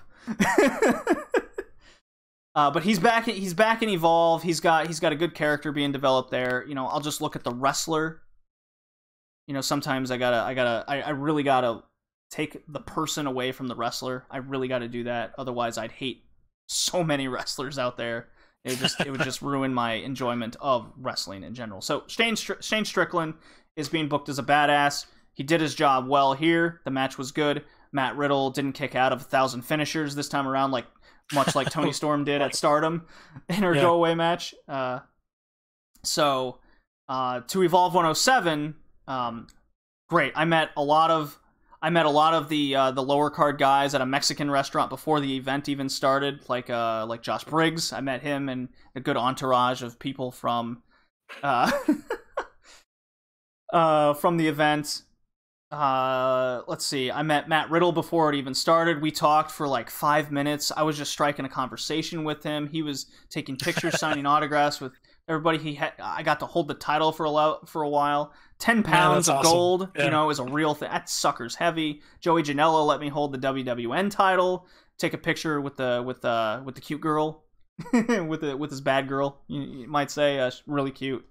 Yeah. Matt Riddle, I have so much more respect for him now. I may not agree with how he's booked and the wrestling style, but the dude is, no joke, one of the best wrestlers I've ever met. I mean, he's high as fuck. I mean, always. My mom was with me, and as soon as we stepped into the main area, where they're all kind of hanging out, all the Evolve personnel and selling the merch, Matt Riddle's right there at the forefront of every single one, and my mom just goes, "What's that? That's weed?" And I was like, "Oh yeah." And she goes, "It's coming from him." And I go, "That's the champ." And she's like, "No shit." Yeah, only he can do that. Oh my, yeah, and only he can do that. He's definitely earned it. I have a Matt Riddle shirt now. Super Mario Bro, 101. Oh, nice. That's the one you got? That's the one I got. Yeah. I also got a Joey Janela shirt that says Bad Boy. It's purple, so I'm like, hell yeah. That was before the event. Yeah, Matt Riddle's a super nice guy. He loves his fans. Definitely, if you get a chance to meet him, he'll take a picture with you. Joey Janela will do the same thing. I can't speak highly enough of him. Newfound respect for Matt Riddle, even though I don't agree with his wrestling style in one way. Yeah, I can definitely respect that. But I mean, that's so cool that you actually got to meet him, and that I guess just made you grow to respect the guy as a wrestler, maybe even as a person. So because I know you were very vocal in the past about his style in the ring and whatnot. So that's really cool. And I'm still very vocal about it. Now, I will say, when I get to the later part of the show of Evolve 107, because the show started off with a Josh Briggs, tall guy, big match, funny promo. The place was pretty full. It wasn't packed, standing room only kind of thing. There was a few seats here and there open, but it was full. This was basically with the card and the draw of Adam Cole versus Walter as the main event. Yeah, and like I mentioned before, I think if there was one Evolve show to ever attend, this was the one to attend. I have yet to see it in its entirety, but from what I've watched, regarding highlights and clips and whatnot, it was definitely a bigger crowd than I've ever seen before at Evolve, and not to mention all the shenanigans that took place in between. But I'll let you touch base on that. Oh, so man, you bring up the shenanigans. I was posting on Twitter and posting videos. That was good stuff. The second match, the second one, so barely 20 minutes have passed since the show started, and the Skulk comes out, kind of a jokey kind of stable run by AR Fox and the like. AR Fox is kind of Evolve's bread and butter, the guy there since the beginning kind of thing. And he's got his little entourage of cronies and up-and-comers. They're called the Skulk, and my mom was calling them the Skunk, because as soon as their music hit, everyone in the arena smelled weed. Even more than when we first got in there. So much so that when they came out and the curtains were kind of blown away, you saw smoke coming out from behind there. with the smell, and then the fire alarm went off. And the funny thing is, we're right next to like City Hall, and the fire department is next door. Yeah. And nobody moves because we all just like, yep, we know why it went off. So I'll just continue on with the show. Well, they kind of halted to see if there was an actual fire in it. Nobody moved. Yeah. The Skulk was kind of dancing around. They're like, come on. They're all cracking jokes. It's too hot in here. The Skulk too hot. Oh, yeah. So the fire alarm goes off. They have their match. Every time a couple of the guys of the Skulk kind of run by outside the ring, because my mom and I were ringside seats right there, hard cam side. So you can see my Blue Jays hat kind of popping up in the Evolve 107 every now and again, or if the camera, turns quick to that side. But generally, sure. I was out of the picture. But all the moves were towards me, because that was camera side. Center. Yeah. Yeah. I saw some of the clips you shot, man. Like, oh man, you had like badass seats. Oh, I was right there. And yeah. So every time a member of the Skulk goes by, it's just weed smell. Like, yep, we got it, man. Second match hits with Jarek 120 against what's his face? Dude who paints his face like half white. I can't remember. Darby Allin. Right. They had a grudge match. They go 2 minutes. They have their entrance. Jarek 120, by the way, super funny gimmick. He does magic tricks, with cards and shit, and he cuts promos doing magic tricks on like people, saying he's better than everyone else. He's like, I'll make you disappear because I'm so much better than you. Blah blah blah. And he's got a ditzy little assistant that cracks terrible jokes. It's like, look at him, and she's got big titties and what have you. So 2 minutes into that match, the fire alarm goes off again. Oh, and God. Two things happen. You have the fans chanting, burn it down. Yeah, I saw that one. I don't remember if it was a clip or somebody else that shot it, but the fans just started chanting that and the match continued. Yeah, like they chanted it one time before. I believe I got a video of that happening when the Skulk happened, but it was even more funny because Jarek's 120's magic thing, they go, burn it down, use your magic. That's awesome, man. Things happening, yeah. And then once they just continued the match. Nobody moves again, of course, because we all know the reason. We're like, there are people cracking jokes behind me, like, get Matt Riddle off the pipe. So it had to be him. Yeah, the rest of the card went about how an indie show would go. The fans were really into it. We were all having fun. Lots of chanting, very good fan base. Not much people standing there. I mean, there was a lot of Undisputed Era marks and groups there, all wearing Adam Cole Bebe shirts and just marking out hard all night to just Undisputed Era stuff. So you can imagine later when we get to the Adam Cole Walter match. So there was a fatal 4-way, not much to say there, good hard hitting. Some story stuff going on between, be it the Skulk or, God, I can't remember this certain stable's name. Just think of like a corporation type thing going on, but instead of corporation, it's a guy who's signing a bunch of talent into his group. Things happen there. Some mid-card guys I don't give a shit about. Joey Janela, Austin Theory is going to defend his title against DJZ. His other title. He had two of them. Joey Janela comes out with just the most fantastic douchebaggy looking persona ever, but it's so over. My mom's favorite wrestler was Matt Riddle and then Joey Janela. That's pretty cool. Yeah. Well, I asked my mom. I asked my mom like who her favorite wrestlers were of all she saw, and she goes, number 1, Matt Riddle. Number 2 was Joey Janela, and number 3 was Adam Cole. I guess pretty much the ones that stood out. The ones that stood out the most, exactly. And she goes, I didn't care for Walter too much, but I like the way he slapped the shit out of the guys. I'm like, okay, you get the point. But yeah, Joey Janela basically had a good continuity. He's like, I just beat you last night. Big man, putting your other title on the line. Why don't you put me in that match? And then Austin Theory got a nice little heel win. He was cutting good promos. Austin Theory looks to be prime for the future of Evolve. And he looks like a WWE type guy. I'll make that very clear. I did speak about that before when we first started the podcast and covering Evolve. And then Joey Janela being in Evolve and winning the WWN title. It's about time he diverts from the death matches and super indie CZW type stuff, and going into Evolve is a good thing for his career. My first taste of him was him at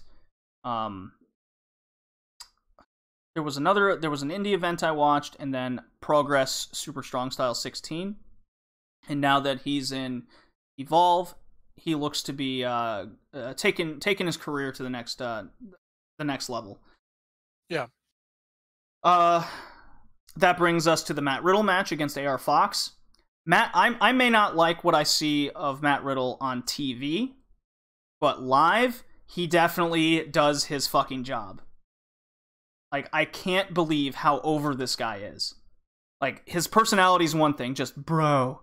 You know, he wears his title over his shoulder, slaps all the hands to all the fans as he walks out. He's very personable. It's almost like he's a relatable person, and that makes a great babyface.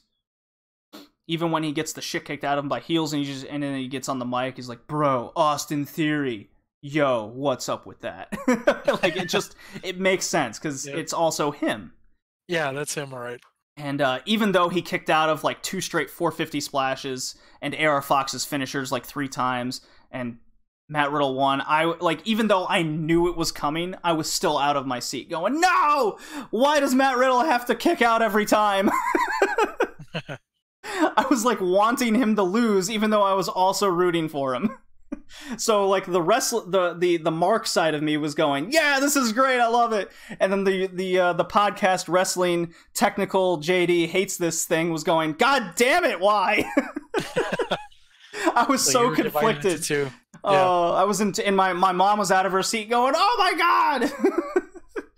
She loves Matt Riddle. She absolutely loved him. She was cracking dick jokes. She's like, does he have a heart on? And I go, we are certainly close enough to see his penis. And then as soon as that match was over, the crowd went like death silent. Now you can't see the match. You can't see Adam Cole Walter match on WWN, their network, the Evolve's network they're part of. You had to watch it on Facebook Live that night, and I did tweet it out on my Twitter that you could watch everything on Facebook Live, this particular Evolve event, especially Walter versus Adam Cole, and that was apparently your only chance. So, wow. Yeah, I guess I missed my boat with that one. Yeah, you missed your boat, but luckily I took enough pictures for you to get the gist. And yeah. I finally got to see Walter in person, a person I've been watching for a few years now, and just totally marking out on. He is my kind of wrestler.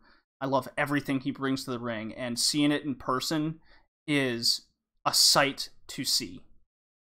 It is unlike any person out there currently, like outside of like seeing Minoru Suzuki fight kind of thing. Yeah. When he first got, like, I was anticipating the chops so bad. Like, I had my phone, but I wasn't like totally 100% locked on focusing on my phone because I wanted to watch it with my own eyes and hear it with my ears. You okay, Rad? Yeah, I'm good. Yeah. So I had my phone kind of in a bad angle, but I didn't care because I was watching it. Because I don't want to be one of those guys that are just watching their phone the entire time. Anticipating the first chop, Adam Cole's trying to work the hand, and when Walter first got him under the ropes, and for those mainstream guys out there, Sheamus does the 10 beats of the chest, right? Well, instead of 10 beats, Walter just gets him primed up, getting their neck all prime position, chest out, and then he hits him hard with his forearm in the chest. That sound, Rad, is incredible. Oh man, I can imagine. It's just this huge, deafening thump of a sound, and you're like, "Oh my God, is Adam Cole gonna die?" You okay? It sounded that bad. And my mom's reaction to that is just like, oh my God. I go, I told you. That's nice. And obviously, I'm assuming she went into this not knowing anything about that chop, right? Well, I was trying to like give her a hint of what to expect. But Okay. you telling someone and then seeing it on TV and then seeing it live. Live, yeah, it's a completely different experience. And then when the and first... I think we give those reactions just watching the program. For example, the matches we've seen together on WXW. So I can imagine in person, man. God, I mean, Adam Cole wanted nothing to do with those chops. Because the first chop, I did post that first chop on Twitter, the video, and I put it on the Instagram too. So Red Leaf Retrocast at BowlingJD, Instagram and Twitter. You can go and look at that first chop. I said it is everything I dreamed of. Because Adam Cole went down like a ton of bricks as soon as that hit him. Yeah, I think anybody would. And it's believable. You're just like, no. Yeah. And the match was really good. It was really good. The crowd was insane. It felt like I was at a WWE pay-per-view in the 90s. Oh man, that's awesome. Of maybe 200 people in this gym. Just marking out, screaming on their feet. All that was missing, Rad, were people with signs blocking views and throwing trash in the ring. Oh, that would have been the complete package. But everyone was just so into it. There were people going for Walter, chanting Walter, having Walter chants like Goldberg in the 90s. People were going Adam Cole baby and marking out to him being the heel and yet the cool heel. I can't describe it enough. It was so worth it. I want to go back. I think, you know what? I gotta do it. I'm gonna go to fucking 8 hours of wrestling. I'm going back just on the chance of seeing Walter again. Any of the Evolve guys. I loved seeing Joey Janela. Matt Riddle has totally sold me on him seeing live. Right. Incredible. I still haven't changed my tune though on his wrestling style, but super fun. The event was a sight to see. I haven't had that much fun at a wrestling event in years. I did mark the fuck out when Goldberg beat Brock Lesnar in 2 seconds, but I was I was there at Survivor Series. Nice. I marked out Samoa Joe beating Shinsuke Nakamura at NXT and then got blackout drunk after that. But again, Toronto is not America. I haven't been to an American wrestling pay-per-view that made me that happy in a long time. So that says a lot. Yeah. So that does it for it was a good show. It was a great show. Definitely watch Evolve 107. Even the stupid fire alarm going off was just hilarious. Hey, that was all part of the experience. Oh man, good stuff. It was good. I had a lot of fun over this last month of watching so much wrestling, and there was a lot of garbage too. And not thrown in the ring. Yeah. God, Walter's chops in person. Gotta see it. Everyone has to see it once. He's gonna be with my prediction of him being a part of New Japan. It's a matter of time before he's not allowed in Evolve anymore, and he's gonna show up in Ring of Honor.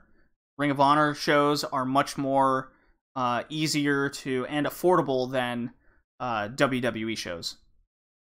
So, oh yeah, absolutely. Definitely keep your eye on Walter coming to town. Looking forward to that. We got some Ring of Honor and New Japan to talk about. Where is my drops? Jesus. There they are. Wrestling. My God, I'm sorry, Rad. I'm dropping the ball here. Don't worry about it.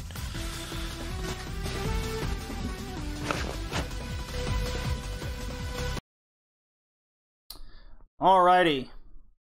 So, not much to say here before the G1 special. Just a lot of story continuity going on here. So Kizuna Road is the thing in between Dominion and G1 special, and the G1 Climax, the big heavyweight tournament that precedes the Best of the Super Juniors tournament.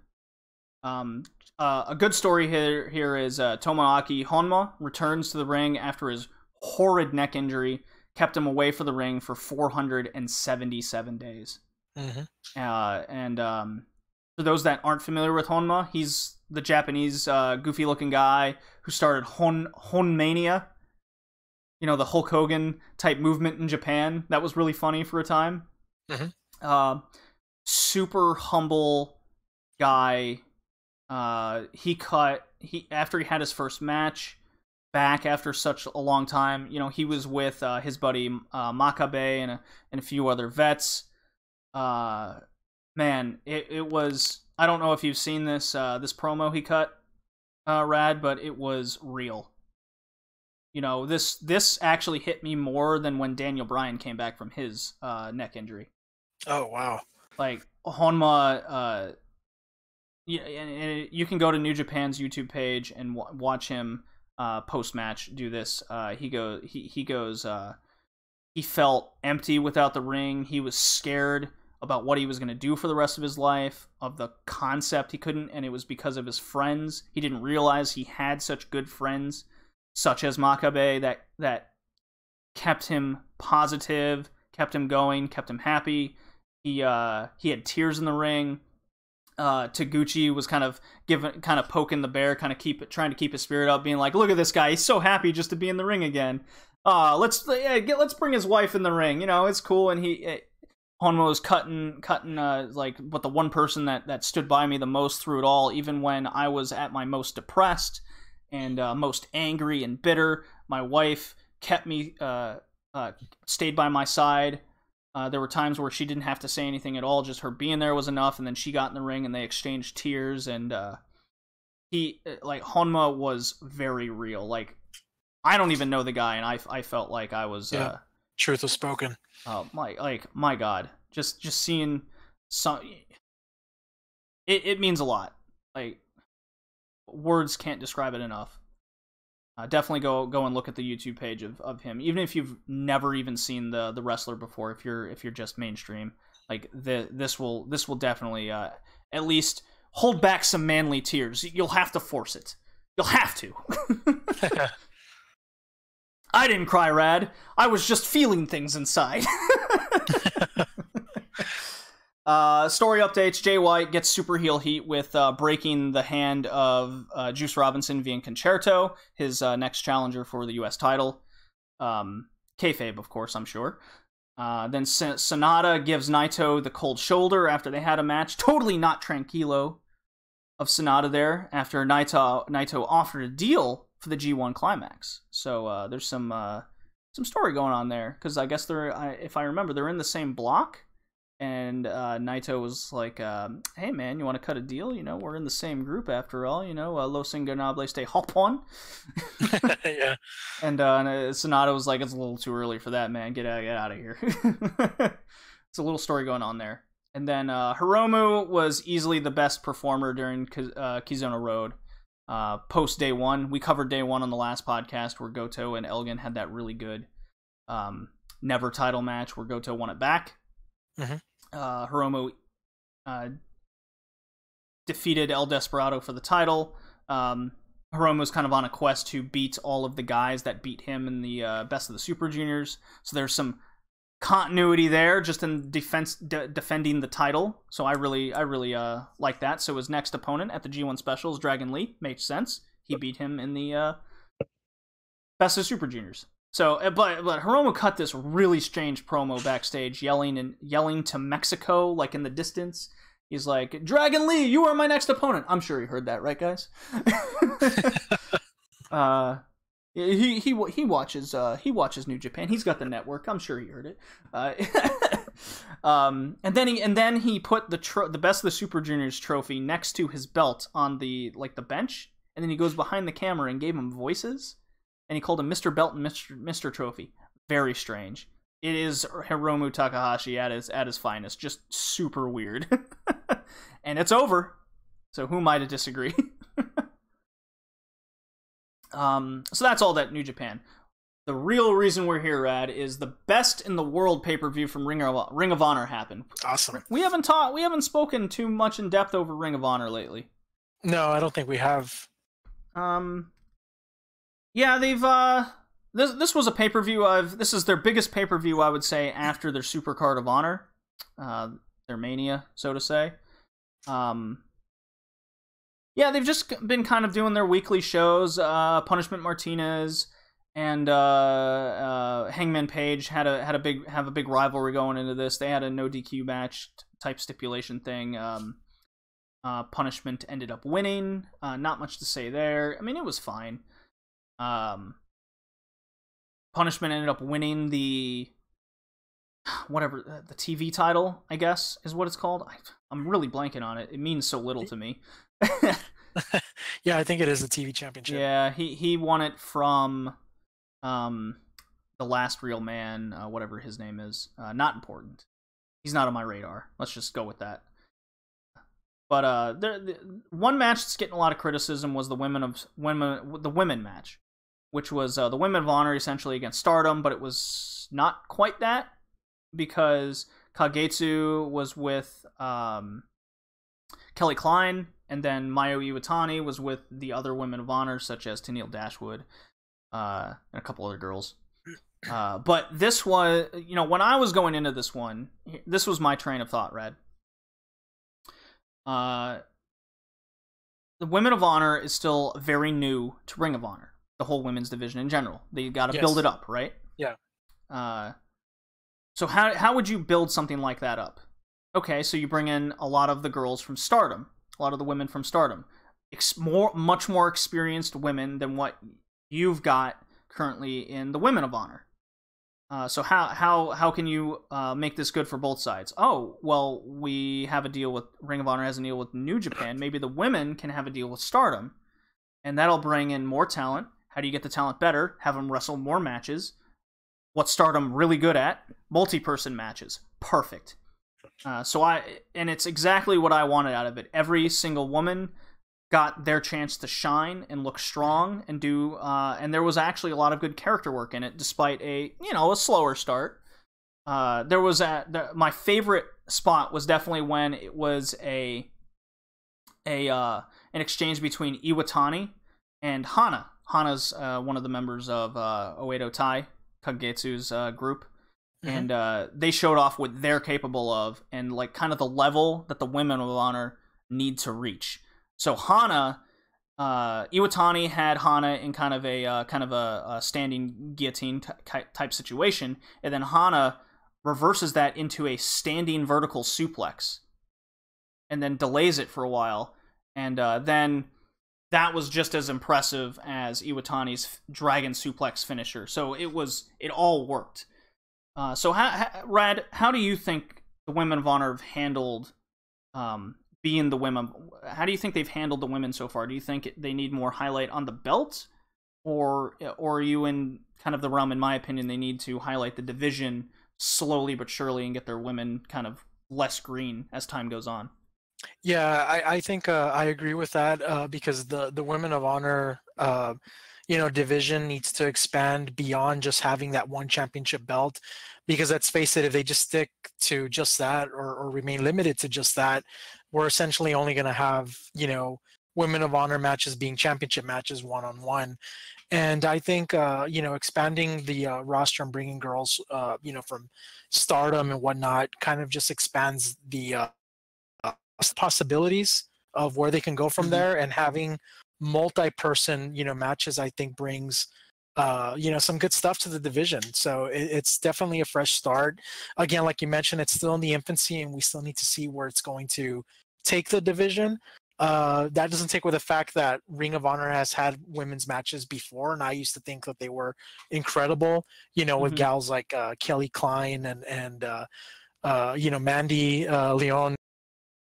But now they're just bringing in new girls, and they need to, I guess, do it in a way where they introduce this kind of style to the Ring of Honor audience that we're just not used to, because essentially we're only used to the one-on-one matches. So I'm cool with it. Now, I didn't follow this match per se of that night, so I didn't really see how that performance was, but I'm definitely intrigued and I need to check it out now. I am an advocate of women's wrestling, so this sounds good. Yeah, I mean, it's not the best. It's not gonna, blow your mind away. It's not gonna be an Io Shirai type match in Stardom or Kagetsu via Tony Storm or anything like but that. It's something different, at least on Ring of Honor. It's different from Ring of Honor. It's a developing division. It's exactly what Tony Storm and Melanie Gray were talking about. You can't get better unless you wrestle, and you wrestle a variety of different things and wrestle different people. And actually wrestle. So this is how I was looking at it. So not every match needs to be 5 stars. You can't get better unless you practice, kind of thing. Practice, patience, and time. Right. My favorite match on the card is where we're going to begin, though, and that is heel Kushida against Lethal. And what do I mean by heel Kushida? Well, he denied the code of honor, the shaking hands before the match. Very serious. Wow. Kushida was taunting Macho Man moves, even went for going for Lethal's finisher at the beginning. It was a technical showcase, Rad, mixed in with high-flying technical momentum reversals. I'm seeing a lot of criticism of this match being slow and not up to par with, let's face it, the spot fest heavy matches Americans are used to, and they want. Yeah, the Marks love that stuff. The Marks love a Young Bucks match where they super kick 1,000 times or pull a 450 tombstone, which makes no sense after they just took one themselves, for example. This match, Kushida versus Lethal, is a match of the year candidate. If you are like me and like a more technical wrestling showcase with in-ring storytelling. This was incredible. If Hibiki TMD, Mr. Travis there, is listening, and if you haven't watched this match yet, I'm coming for you, pal. Because I know he's a fan like me in the same sense, and he needs to see this. Yeah. Everyone needs to see this match, because I am curious about everyone else's opinion. Rad, what's your opinion on it? As to what aspect? I guess integrating more of a technical. Like, what'd you think of, like, the momentum reversals, Lethal's story going into it where he has to beat everybody that's beaten him in the last year in order for him to get a title shot? Like, there was so many things to this match than just a spot fest. Yeah, no, I totally agree. I mean, I wouldn't mind seeing a different kind of performance than what most of the Ring of Honor marks are used to and what they want. I know it might have been panned. I know I'm a mark myself anyways, but regardless, I just think that I know this match was, panned because it was different from, what they're used to, but I think it's important to integrate that kind of wrestling style. You need a variety, and all the matches just can't be the same. So right. With it being more technical, in-ring, psychology, in-ring storytelling, oh yeah, definitely I'm all for it. Like, I about lost my shit when Lethal went for a suicide dive, a tope suicida, and Kushida reversed that into an armbar in midair.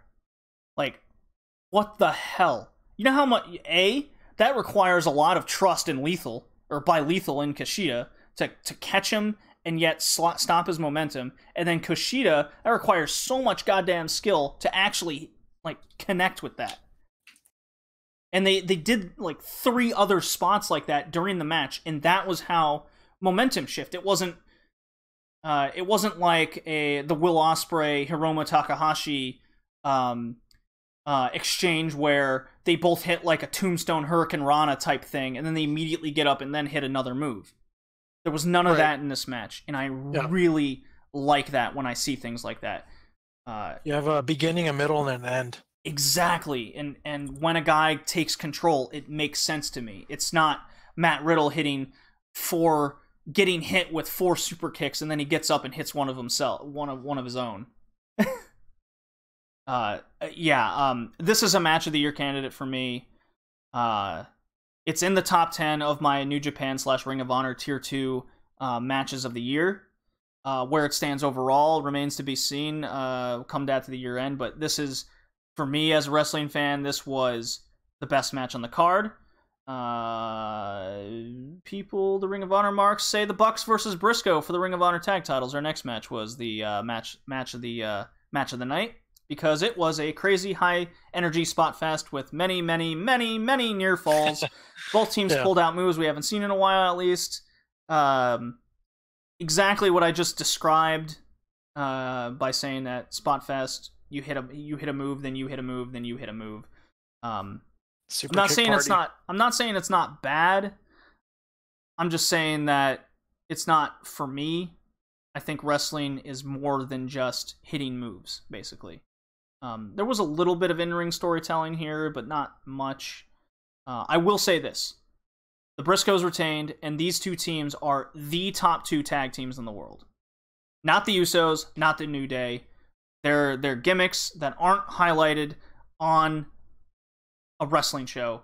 These two teams are. And yes, I think they're better than the teams in New Japan, All Japan, Noah. Well, okay, Noah's tag team is horseshit, but you get the idea I'm going for. Like, these two teams set the bar of what tag team wrestling is. I've seen the Bucks and what they can do in New Japan and Ring of Honor. It's like I'm watching a different team. They know their audience. I will give them that. The Ring of Honor audience wants a spot fest super kick party. Well, they got it, and the Briscoes meet that level, and the Bucks meet the Briscoes level. They know each other. They faced each other. They have chemistry. It was a really good match, mm-hmm. but it was a spot heavy match. Many near falls. Like, oh, I just hit a Tombstone 450 pile driver. Kick out at 2. Like, come on.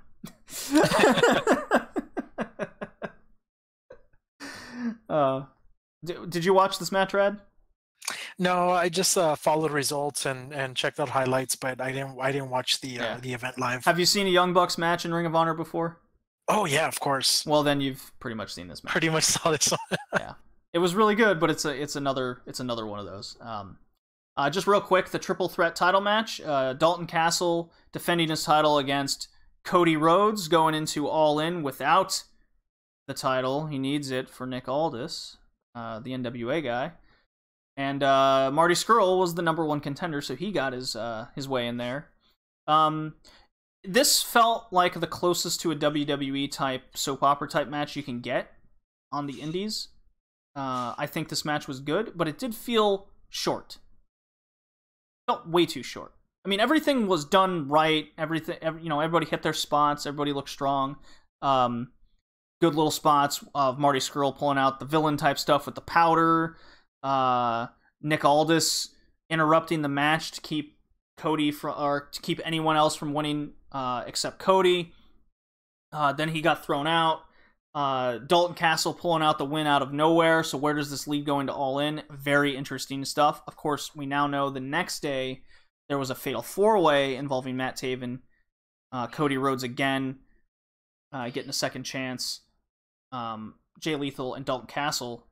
And Jay Lethal won in surprising fashion. Dalton Castle, many people probably won't remember his reign too well, but damn it, he put the company on his back and he put his body through hell. Dude looked like he was taped together, like a mummy. I mean, I think he had a couple broken fingers. He had a sprained wrist.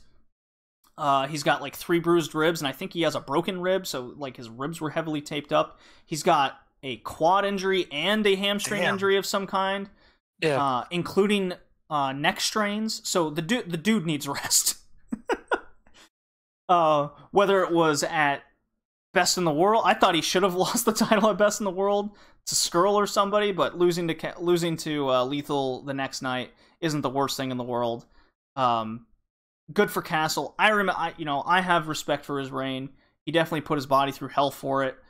He showed up to every single match. Not every match was good, but I'd rather have a guy have a bad match and give me Dalton Castle 5 stars every now and again than every match being 3 stars.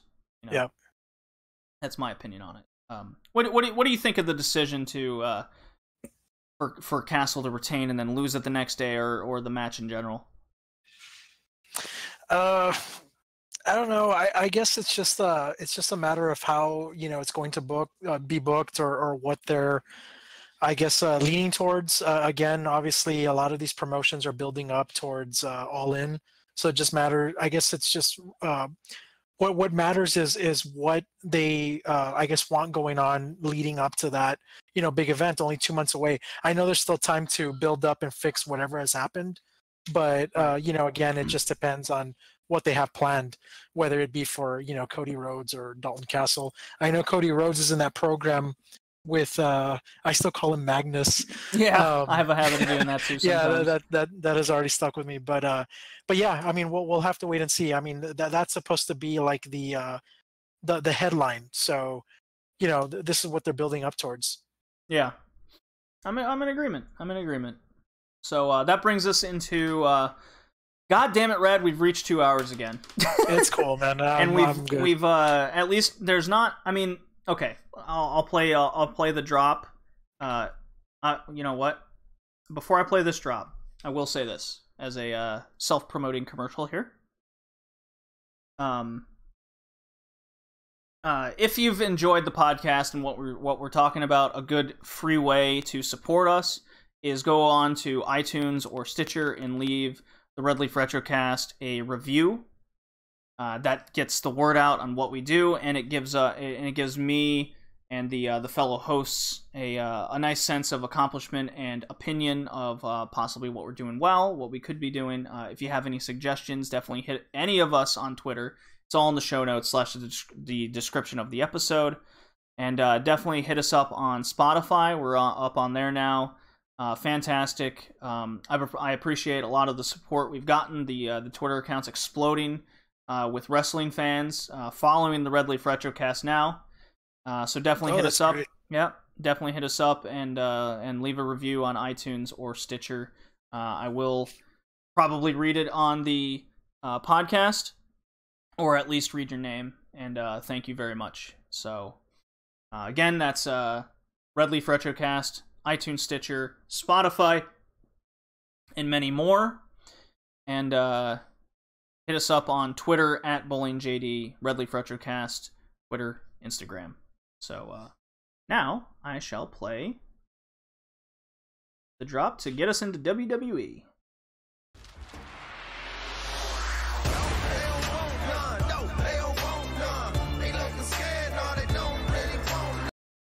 Okay. And Rad, that was AJ Styles, because he's the champion. The phenomenal one. As CM Punky as his reign is. But anyways. June 18th to the 19th was the United Kingdom tournament. The branding of NXT UK has come. People officially signed in their little part-time deals with NXT UK. Real quick, are Zach Gibson, Zach Gibson, the members of Mustache Mountain, Tyler Bate and Trent Seven, and then Killer Kelly and Tony Storm. Those are the only confirmed 5.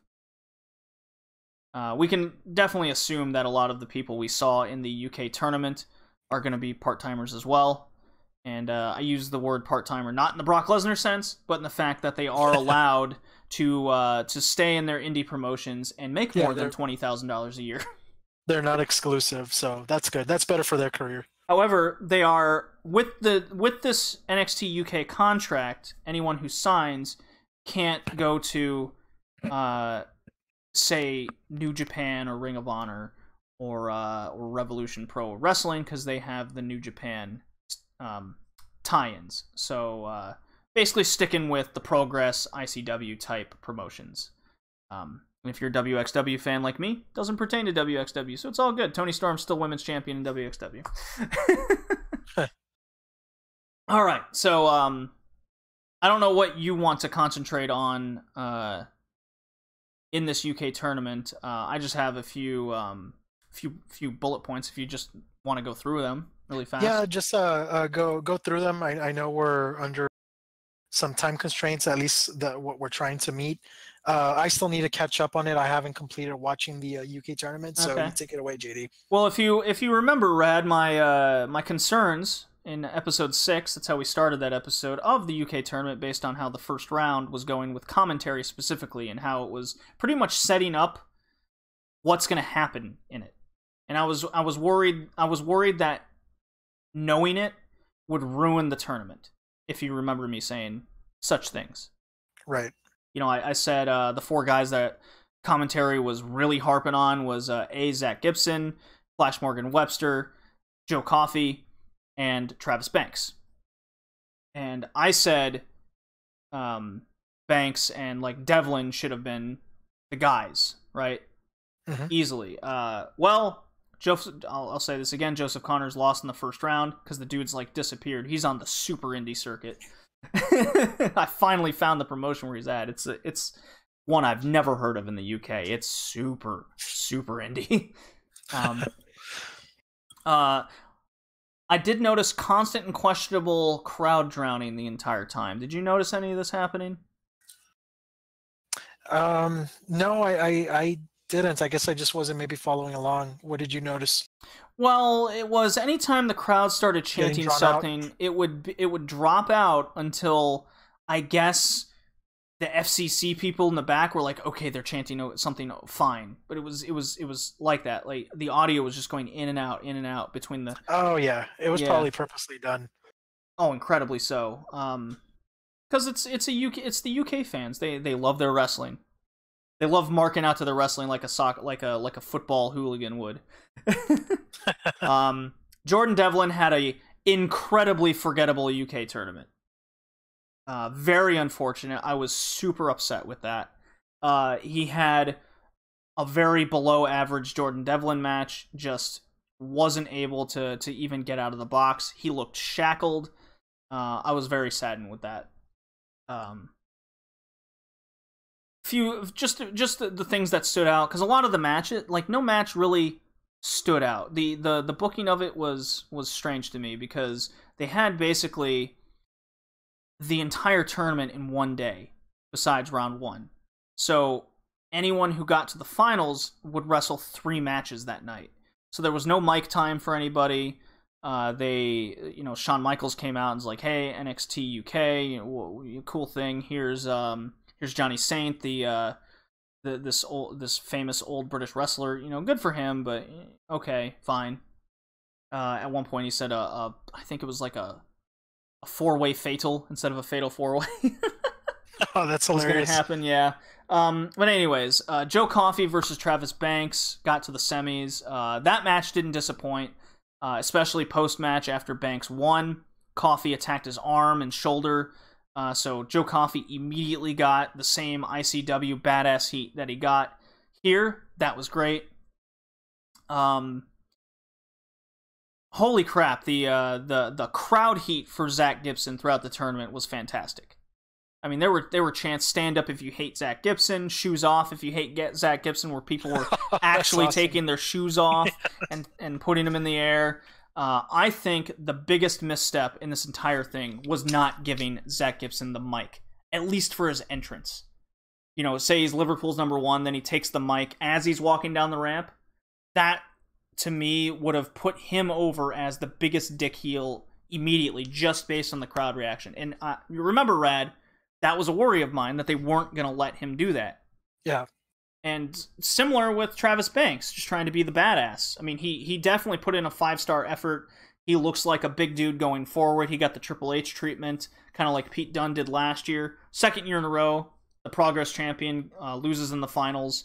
So we could be looking at Pete Dunne and Travis Banks carrying the NXT UK brand, because Travis Banks put in a crazy 5-star effort, wrestling, selling the entire final match against Gibson, because it takes an effort to put a Zach Gibson match over. Like I said, Rad, never seen a memorable Zach Gibson match. They just he's somewhat technical, somewhat brutish, but he's all character. He's kind of like the Alexa Bliss, but a man. His wrestling's fine. It doesn't wow you. It won't do much for you, but it's his character work that'll get him over. Right. So that's exactly how. Now, I'm not saying that the Pete Dunne Zach Gibson match was bad. It was probably the best. No, not probably. It was the best Zach Gibson match I've ever seen.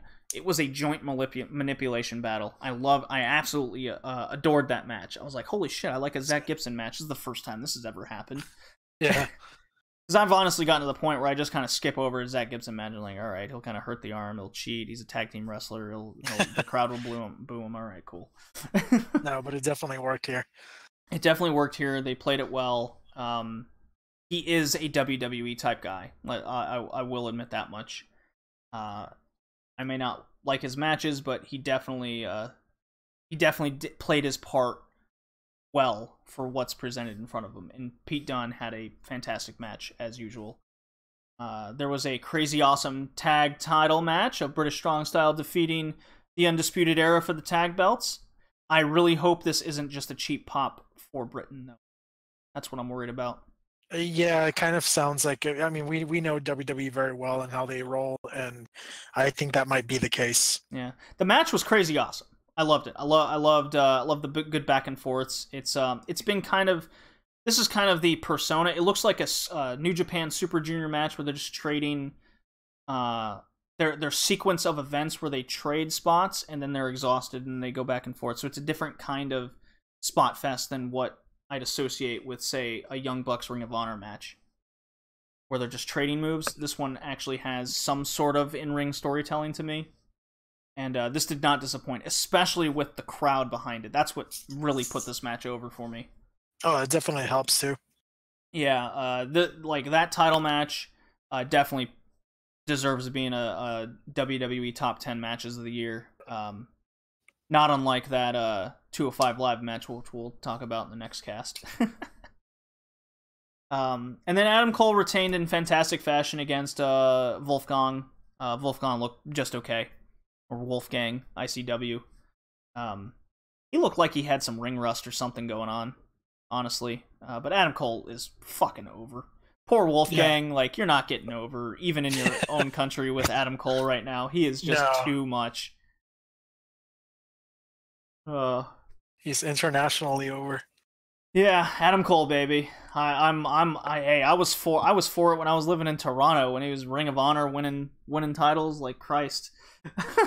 Yeah. All right, Rad, what did you think? What are your thoughts over the UK tournament? Anything stand out? Any wrestlers stand out to you? Like, what do you got for me?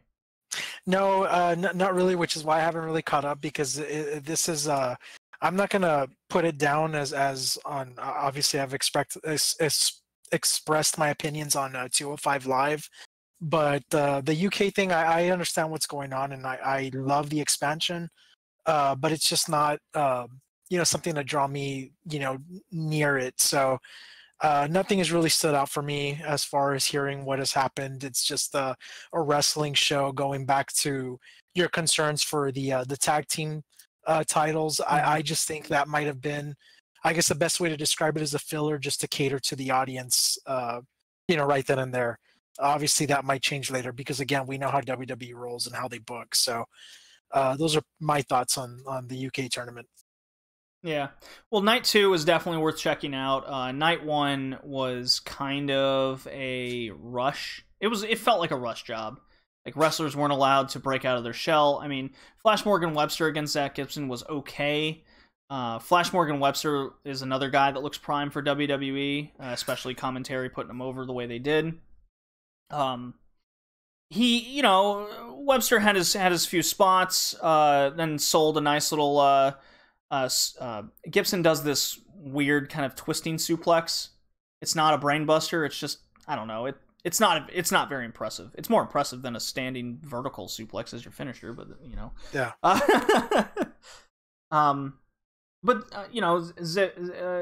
Gibson won all of his matches except the title match against Dunn. All with the Shankly Gates. Are you familiar with Shankly, by the way? A little bit. Okay. He was a famous Liverpool footballer back in like the 70s, I think. Memory serves. Yeah. He definitely got... I did appreciate the fact that working the arm and having people like tap out immediately to the Shankly Gates. I haven't seen that in WWE in quite some time. Getting a submission finisher over. I can't think of one right now that stands out in particular. Can you? No, it's something that doesn't really exist nowadays, so that's probably why we can't remember it. Yeah, even Gargano's Gargano escape, people seem to escape it all the time. Yeah. Except on NXT recently, where EC3 tapped out almost immediately. No, he escaped like the first couple times, if memory serves. But anyways, yeah. So that was the UK tournament. I liked night 2. Night 1 is definitely like the British Strong Style 6-man tag against Undisputed Era was cool. The rest of that card had a lot to be desired. Toni Storm somehow got a good match out of Shayna Baszler. Like, I think that speaks more to Toni Storm than anything else. Yeah. Yeah, it's her carrying the match and making Shayna Baszler look better than what she actually is. Not to take away from her, I just think going up against somebody like Toni Storm, it's like you are definitely going toe to toe with the best in the industry. Yeah. I put out on Twitter today who are your top 5 women's wrestlers, and Toni Storm seemed to make everyone's list. So she's yeah, definitely that says something. She's definitely made her mark, and that says something. And before people say, oh no, it's just because she's a hottie, it's no, the girl can go, she can wrestle, she can perform. Yeah, she's a prodigy. Like, yeah, she wasn't Stardom champ for no reason, right? You know? Arguably the best women's promotion out there, and it's just women, so they have a high standard. She beat Io Shirai for the title, for Christ's sake. And Io Shirai is one of the best as well. Yeah, Bianca Belair talking shit about her coming from the Indies or some shit. Oh my god. 29-year-old rookie talking about Io Shirai as like not a seasoned vet. It's like, it's funny. Good kayfabe, girl. Yeah. All right. So before, you know what, I'm gonna play the Ultimate Warriors thing real quick here. Awesome. They hit me with the power of the Ultimate Warrior. And Rad, since I haven't done this, I think the last couple times with you, it is the what was that? It is the updated table for the wrestlers. Oh, that's right. Take it away, man. Podcast top wrestlers. Let me pull this up here. I got my Excel file going. It's pretty cool. Yeah, because I didn't see it here on the agenda. No. So before we get into our WCW episode Thunder, let me just start with the women. So again, to be clear, the women can still qualify for the men's ranking, but I'm just having them also have their own, just to kind of highlight more. So yeah, I think that's a good idea. Yeah, and if they separate. and for funsies, if a woman wrestler qualifies over the men, they get those points as well from here on out. Cool, I'm all for it. Like an extra bonus. Me being all pro 2018 Women's Revolution garbage, right? So number 10 is Ginny, House of Couture. Number 9, Killer Kelly, good UK showing. She seemed to be working through an injury as well. Number 8, Bea Priestley, winning that Defiant title. Number 7, Shayna Baszler. She's growing on me, man, each and every time. Number 6, Kaylee Ray. She was in a fucking hardcore match against in Defiant against what's his face, King of Goths. Christ. Yeah, we just spoke about it earlier. I just spoke his name. Jimmy Havoc. Christ, good God, so many wrestling names I got to keep up with. Number 5, Momo Watanabe, defending that white belt in excellent fashion. Number 4, Io Shirai. Her go home tour was something of greatness. Number 3, Mayu Iwatani. She was right there through it all, including the Women of Honor match in Ring of Honor. She gets points there. And then number 2 and 1 should come of no surprise. It's number 2, Toni Storm. Number 1, Kagetsu. Kagetsu winning the big title in Stardom and beating Toni Storm. I'm giving her top honors this time around. Cool. Yeah. Yeah, I like the list. Yeah. To update the top 5 women's wrestlers, I'll just do this for funsies. Number 1's Toni Storm, 2, Io Shirai, number 3, Asuka, 4, Kaylee Ray rising up the list, and number 5 as like a four-way tie. So, okay, Indy. Just real quick, they spoken all about them already on the cast, so it shouldn't come as a surprise how the list should go. 10, Shane Strickland. 9, Phoenix.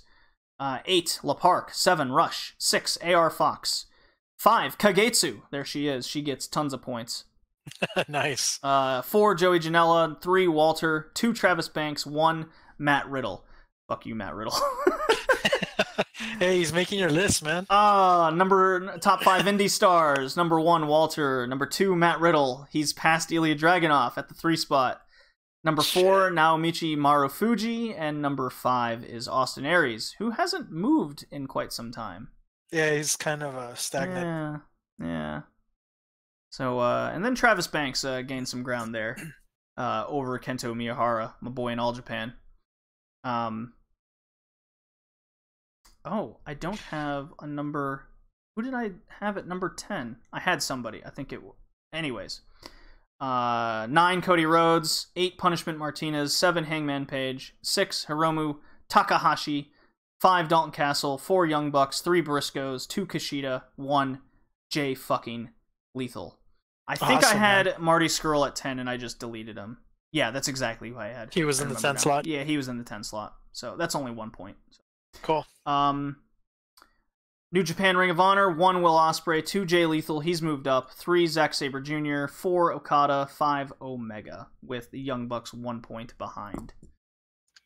WWE, much harder, but it's UK filled, as one could imagine. 10, Trent Seven, 9, Kevin Owens, 8, Seth Rollins, 7, Roderick fucking Strong has returned.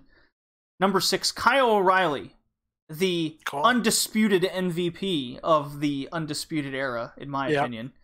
Oh, yeah. He's definitely a standout guy. Yeah. 5, Dolph Ziggler. 4, Zach Gibson. He makes the list over his UK run. But 3, Tyler Bate. His matches were incredible throughout the 2-day span. 2, Adam Cole. And I know what you're thinking. You're like, wait a minute. He only had 1 match and he defended his title. No, he beat Walter, so fuck you. And he was in the 6-man tag match. Yeah. And then number 1's Pete Dunne because he can do no wrong. So the WWE rankings is as follows. 1, Seth Rollins. 2, Gargano. 3, Roderick Strong. 4, Almas, who hasn't moved since goddamn April because he's not on TV. Yeah. And 5 is Adam Cole. The overall top 10 period right now is 1, Walter. 2, Ospreay, 3, Lethal, 4, ZSJ, 5, Seth Rollins, 6, Okada, 7, Omega, 8, the Young Bucks as a tag team. I'm doing that. I am. 9, Gargano. He's cracked in the top 10. And number 10 is Matt goddamn Riddle. Oh, wow. So he's already on there, huh? Yeah. Whew. And again, I'll post these through Twitter when the podcast does come out for all you listeners out there, so you can really get a physical look at it in case I spoke too fast for you. Now let's get on to the main reason why we're all here, which is, of course, rad. We're talking WCW Thunder. Hell yeah. Alrighty, take us away. Alright, so here we are reviewing episode 3 of WCW Thunder. This took place January 22nd, 1998. Man, I remember this episode very well, most notably for the ending, but we'll get there. This is pretty much the go-home show before Sold Out. Originally an NWO conceived pay-per-view, but because of poor sales and ratings, it is now WCW/NWO Sold Out. So yeah, I just figured I'd put that nice little fact there. So pretty much the opening match, we had Conan representing the NWO team coming out with Virgil, and he was going up against Scott Steiner, who was coming out with Ted DiBiase. Start off the show, as we all know from the previous reviews, that right now the storyline going into this is that the Steiners are not seeing eye to eye. Scott Steiner stealing wins and whatnot. So that kind of still continues here. Of course, it's a one-on-one match between Conan and Scott Steiner. Obviously Buff Bagwell from the NWO, Scott Norton, they come out, chaos ensues. So Steiner wins via disqualification. At the same time, there was kind of like a rivalry between Scott Steiner and Buff Bagwell, who had the better, bod. So they were always taunting each other. This was so bizarre. So I'm like, yeah. well, that's because Buff Bagwell's so goofy and douchey looking, and he's getting down on one knee and he's posing, and then Scott Steiner, for some reason, is like, yeah, I got muscles too. It's so fucking stupid. It's it was but at the time, I mean, I guess they thought that people wanted to see who had the bigger muscles and whatnot. Sure. So yeah, both of these guys are just acting pretty much douchey, trying to one up the other. So there you had it for the opener. God. Next up we had Kevin Nash. Fucking Bagwell. Yeah, dude, to be quite honest, I was actually a fan of his when he was in the NWO, man. That's because he's so goofy. I have a loose figure up on my shelf from, I think it came like with a wheelchair and whatnot. So yeah, it was a pretty cool figure. I still have it here on the shelf. Oh, man. But anyways, moving on over, Kevin Nash coming out next. Complete with his fanny pack. Obviously, fanny packs are very popular with the wrestlers, during this time, 98, 99. Damn right. Yeah, I mean, not just Nash, but you had guys like Triple H, even The Rock wore fanny packs on live TV, so they were everywhere. Anyways, so he pretty much cut a promo saying that the Giant will snap by night's end. Again, working off of the storylines coming from the previous episodes. And on Monday Nitro, Kevin Nash had been taunting the Giant because that lawsuit was in place that if the Giant touched Kevin Nash, he would be forfeiting, what was it, $1 million or something like that? Yeah, like $1.5 million. $1.5 million. Well, see, I there's two reasons why I like this. Because WCW, despite how crazy it got, they did have a good way of having continuity in a grander storyline, such as Nash versus Giant at Sold Out, but then having the as we'll call it today, the soap opera where the single episode while you're here has also its own story, but it's intertwined to it. So that's what I really liked about this.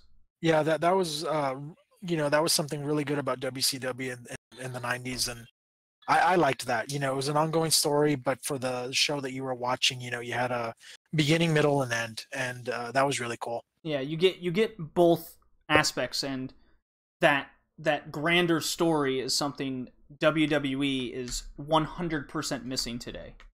Yeah, definitely. Yeah. All right.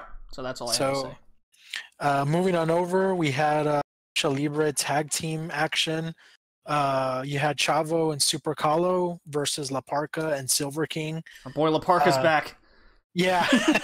It's funny that we're mentioning him again, but 20 years ago. So, so this is basically, matches between the luchadores. A lot of botched moves. It was kind of weird to watch, but then again, I think we just mentioned earlier that's just pretty much what their style was. I think the thing surrounding what we were watching here was that Raven pretty much shows up. This guy was just always showing up in the crowd with this flock. So you had Silver King. Let's see. I'm just kind of like going down the notes here. Sweet throwing airplane spin. Yeah, this is a cool little move I saw. Yeah, I might have missed that. Make no mistake, though, I do remember Silver King very well, and regardless of his body structure, this guy could pull off some moves. So. Then afterwards, La Parka hits, with his famous chair. After all, he was the chairman of WCW, and your typical Lucha Libre chaos ensues at the end. Yeah, super funny. Just, a little spoiler for Sold Out. I'm learning very quick. I barely remember La Parka at all. Even as a kid, I was like, "Oh, are you serious?" In WCW? Well, I know he was the chair guy. But what would happen afterwards, and the pure chaos and everything? I just that's the lucha guy with the chair. Okay, that's all I remembered from him. Yeah, and he was always I guess the one that stood out as the face of this division, so to speak, and the face that cracks everybody and has no friends. Yeah, and if we're still doing this a year from now, GD, we're gonna progress in WCW Thunder. he had so many funny things. And I think one thing you might remember or not is he would come out, but somebody would translate for him on the live mic because he couldn't speak English. Uh-huh. And, oh, gee, what a thought that is. yeah. So one time somebody hijacked that and they started saying things like, I think he was facing another guy and he was like, oh yeah, you suck and I can beat you, whatever. And like La Parka was like shaking, saying, no, that's not what he's saying. It's somebody on the live mic. And you know, get all pissed off and beat him up. I can't remember who it was, but oh man, it was just good stuff. He ended up becoming more of like a comedy skit on Thunder, but it was good. And I also remember that stuff. But again, we'll, I guess, get there. We're still doing this a year from now. Yeah, I can't. Well, just shit. One of his moves on Sold Out. I already watched Sold Out for the next podcast. Oh, that's great. I need to catch up. And then I watched episode 4. La Parka at Sold Out like was the spot of the night. So I'll save that for the next cast. Cool. I need to check that out then. All right, let's get this going. So then, yeah, then you had Mark getting thrown through a glass door by Kidman and Saturn. Again, more chaos from Raven's Flock. You know, Raven's Flock. Yeah, they were actually its own little faction. I think I posted a WCW Revenge CIB the other day on Twitter, maybe a couple of weeks ago, and somebody mentioned something about, oh, why is Rick Ravens on the cover? And I thought that was hilarious because I always thought the same thing. But, you know, you had your factions and everybody was a representative of their own faction. You know, you had Goldberg from WCW, Hollywood Hogan from NWO Black and White, Kevin Nash from NWO Wolfpack, and obviously you had to have Raven on the cover for Raven's Flock. So I think that catered to anybody that might have been into like the grunge or gothic scene. At least they had their group of wrestlers that they could get into. Yeah, especially the 90s was filled with like against the establishment type shit that was starting. You know, the Nirvana type stuff and what have you. And Raven was definitely part of that, and he had his following. There's no doubt. He really did. And being in high school, at the time, I remember being friends with a lot of guys that were, you know, gothic and into all of that stuff. And their favorite wrestlers were always either Sting as Crow Sting, Raven from Raven's Flock, or Vampiro. So I just thought that's funny. But they definitely catered to that crowd, and it worked. Well, I'm going to be honest with you. Like, when I was a kid, I was, you know, 100%... Well, I mean, we've kind of been over this, but I was Sting, Bret Hart, etc., etc. And now, rewatching this, I'm like, I want to see more Raven. And I'm an adult now. So that's just kind of like how my tastes have changed from being a goofy little wrestling kid. Oh, yeah. I mean, like, I still love Sting and all that, but now I also like more. Yeah. Yeah, it's really cool. I'm really liking this. Like, just seeing Rick Martel... The angry Canadian getting like chucked through a glass door. I kind of jumped out of my seat a little bit. I'm like, holy shit! Oh, yeah, is he okay? And they even had continuity to that later, as we'll touch on. Yeah, they did. Yeah. So now moving on over, the next we had, and I want to say this was a returning Marty Jannetty. We hadn't seen him on TV, and by that I mean in WWF or WCW. But he was going up against Dean Malenko. I thought it was a good match. I remember seeing it live, and I was actually, holy shit, it's Marty Jannetty, you know. So it was cool to see. But again, there wasn't really much built around it.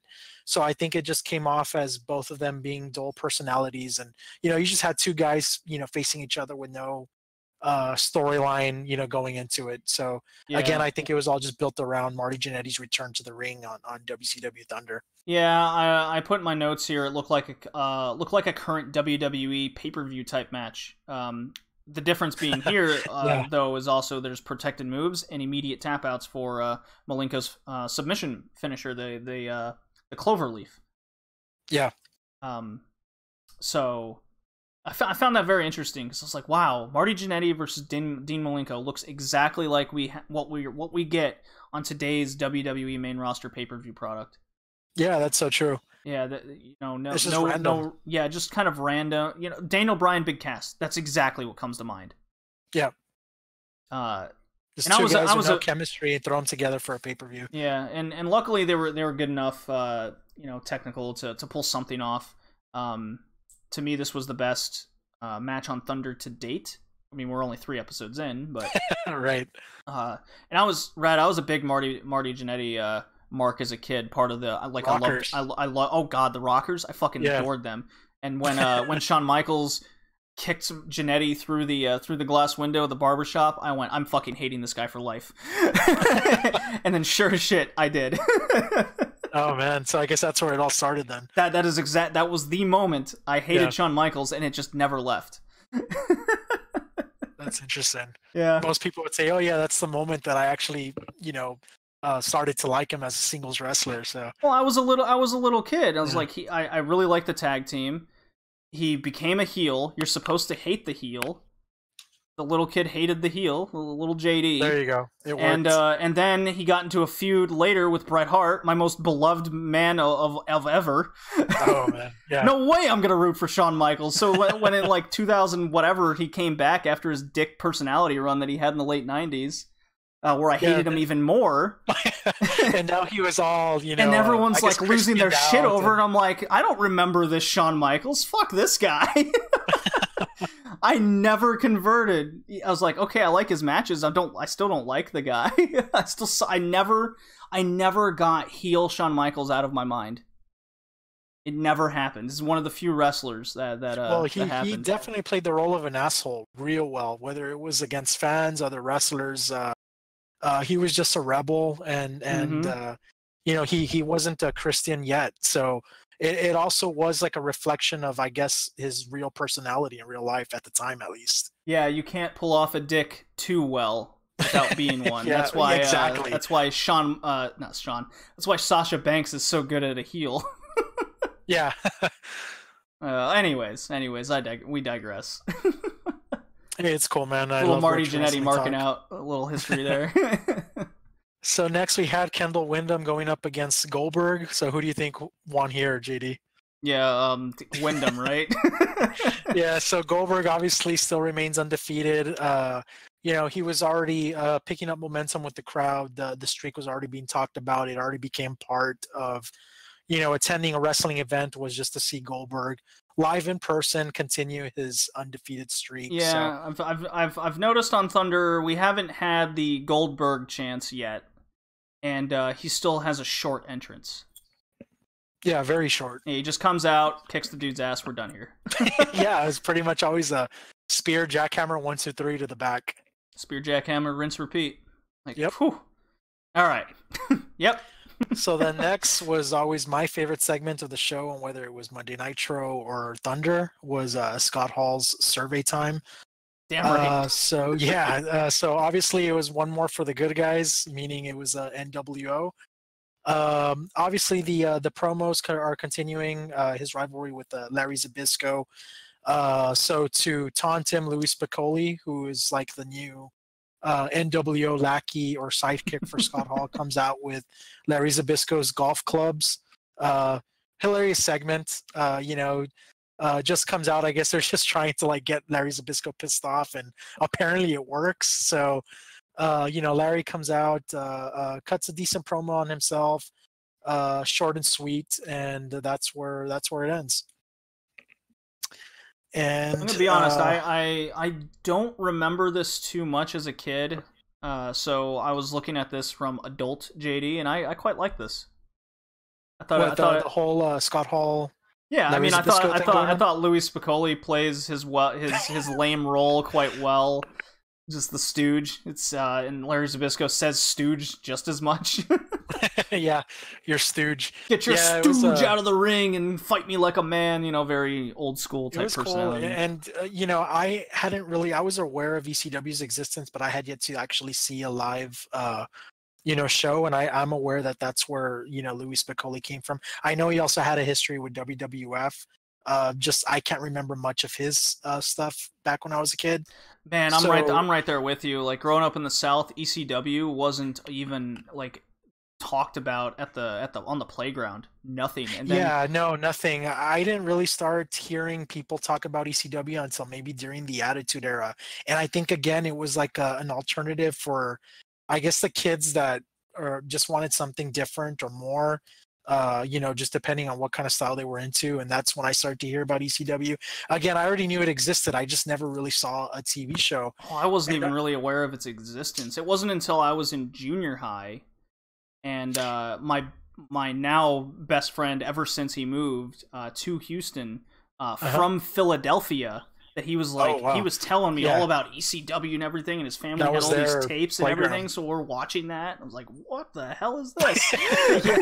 It was like when I first I'm seeing people swear and the Dudleys like kick people's ass in Yeah. the fans. I'm like, what the fuck is happening? It was like Twilight Zone wrestling or something. It's just not what we were used to. yeah. And the reason why I was just aware of it was because I used to buy every now and then. I wasn't a subscriber, but when I saw in the newsstand, PWI Pro Wrestling Illustrated, and they talked about ECW there, and I was always confused too, just like you, JD. I'm like, what the fuck is that? They were talking about pay-per-views and November to Remember, and again, so I was already familiar with it, and I remember hearing the name, Louis Piccoli, and I just forget what he was called when he was in ECW, but either way, Stooge, that's what he was called. but the name was already there, so by the time he came on board, I kind of was already aware of who he was. But that was the first time I remember seeing him was coming on as Scott Hall's NWO lackey. So that's where Louis Piccoli started for me. Yeah. And unfortunately, it didn't last long because I think just within that month or so, unfortunately he passed away. I think it was due to an overdose. So we just didn't see any more of the guy after that. So anyways, we'll probably get to that on one of the next reviews. I'm pretty sure on Thunder they announce his passing. But yeah, so I'm also a fan of that, whether I was a kid watching it back then or now, as you said, JD and our adult life. Pretty good segments. I always enjoyed Scott Hall's bully antics on Larry Zbyszko and Louis Piccoli coming out with his golf clubs to piss him off is just funny. So moving on over to legitimate luchador cruiserweight action is Rey Mysterio versus Eddie Guerrero. Decent match, not one of their best ones. I know they've had plenty of good ones in the past. Make no mistake, more matches. Yeah, hundreds. But one that really stands out was their match at Halloween Havoc just several months before. But yeah, this was just a decent match. I think it was just serving as a platform for Chris Jericho to interrupt and jump Rey. So Eddie suddenly joins on the beatdown, but he's still mad because he wasn't. I guess he was losing the title opportunity. Yeah, it was. If Eddie won, he would have been the number one contender for the title. Cruiserweight Championship, right? Yeah, he would have had the chance to fight for it. Now this was Cruiserweight. This was a Cruiserweight division. Yeah. And Benoit gets in the ring. So what happens here is they get in the beatdown of Rey Mysterio. When they finally throw him outside the ring, Eddie and Jericho are kind of shoving each other. Eddie's like, you cost me my title opportunity, you mother, you perro, all that, and you can kind of read his lips a little bit of Spanish going on, and then Benoit gets in the ring right behind Jericho, and Eddie does the whole comical, like, looks over Jericho's shoulder, does the shocked face, and then immediately looks back at Jericho and smiles, and he's like, you know what, you're right, man, and he just kind of walks out of the ring, and then Jericho's like, yeah, all right. Yeah, you get out of my ring. And he kind of backs into Benoit, and he's like, shit. Yeah. So now he has a match with Chris Benoit. Yeah, and Jericho makes a funny face himself. He's like, oh, no. Yeah, and then Benoit Jericho starts right away. Good match. Very good match. Yeah, obviously there was a lot of, they had a good back and forth, exchange. Yeah, and it was interesting. I like the booking on this because basically they had a good little short exchange, and then Benoit immediately gets Jericho in the crossface, and before he's able to fully lock it in, Jericho immediately taps out, and good kayfabe type smart booking here. And then you had the commentary. I believe it was Bobby the Brain Heenan going, "That's a smart move by Jericho. He doesn't need to win this match. He's got a title opportunity on Friday or whatever." Sold out day was which day that was exactly, but he's like he's got to protect his body and prepare for the title match. He doesn't have to worry about this. And then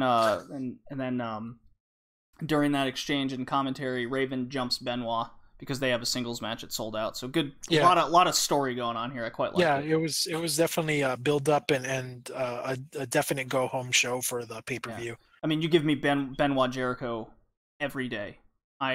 That was my jam in the early 2000s. Was that rivalry? Yeah. Like, holy crap! That was like me watching Bret Hart against anybody in the 90s was Jericho-Benoit rivalry. Yeah. Yeah. But anyways. Yeah, they had some good stuff. And it obviously trickled over to their time in WWF, so good stuff. So yeah, moving on over, we had the typical promo, Hollywood Hogan, Bischoff, come out, still cutting promos on how he's the true champion, and still continuing that storyline of how the title is vacated. And so I guess the whole point is that they're already actually building up to their Hogan and Sting's rematch at Super Brawl 8, which was just the month after. So right, that wasn't until February. So again, it was just another typical promo. If you were watching wrestling in the late 90s, Hulk Hogan cutting a promo with Eric Bischoff holding the microphone was pretty much an iconic moment. We saw that almost every Monday night in every Thunder. So yeah, it definitely was. Good times. Yeah. And the next, just another, filler match. You had Perry Saturn from Raven's Flock versus a pissed off Rick Martel for what happened earlier. I guess really nothing to see here. It was just a quick beatdown of Martel. Raven's Flock, gets involved, starts distracting at ringside. And, that was pretty much it. But that doesn't take away the fact that there was actually, they were already starting to build up, I guess, like a rivalry between Booker T and Rick Martel. That was a rivalry that didn't really last long, and I think they even had a match at the following pay-per-view, Super Brawl, again going to that. So you had Martel looking good heading into Sold Out to face Booker T for the TV title in their first match. Yeah. I was a fan of Rick Martel growing up. Rick the Model. WWF days. Oh yeah, I loved his little model gimmick, and I still like him here in WCW. Again, this is another case of me just not remembering much of this as a kid. I guess it wasn't very memorable, not compared to, say, the Hogan Bischoff promos. Or right, yeah, that was iconic. Something like Rick Martel and Booker T wasn't memorable. Yeah, that wasn't so. But God, I hate Perry Saturn. I wanted to see Martel beat that. What do you even call Saturn in I hated him in WWF even when he was with the fucking mop. Oh, that was stupid, man. God, anything Saturn was involved with, be it WCW or WW, I'm going back and fucking Perry Saturn. Get off the TV. What I blame it on is that he just didn't really have, I guess, the look of like a superstar actor, and I don't mean that he's somebody like Daniel Bryan that just looks like somebody that you know in real life. No, he literally looked like a guy that they just picked up from the bar and said, "Hey, you want to wrestle? Come on our TV show." He looked like the bouncer at a club. Yeah, he just didn't have that look, and I think that was a part of it because. Same here. Obviously, I'm just nostalgic when it comes to anybody from WCW, and I'll back them up. But I do remember at the time when I was a kid, I just never really was into Saturn. I think I started to get into him when he started doing the Revolution thing in '99. But other than that, he just never really did it for me. And like you said, once it got to WWF, when he did the stuff with the mop and all that, it was just pure stupidity. And yeah, Perry Saturn just didn't cut it.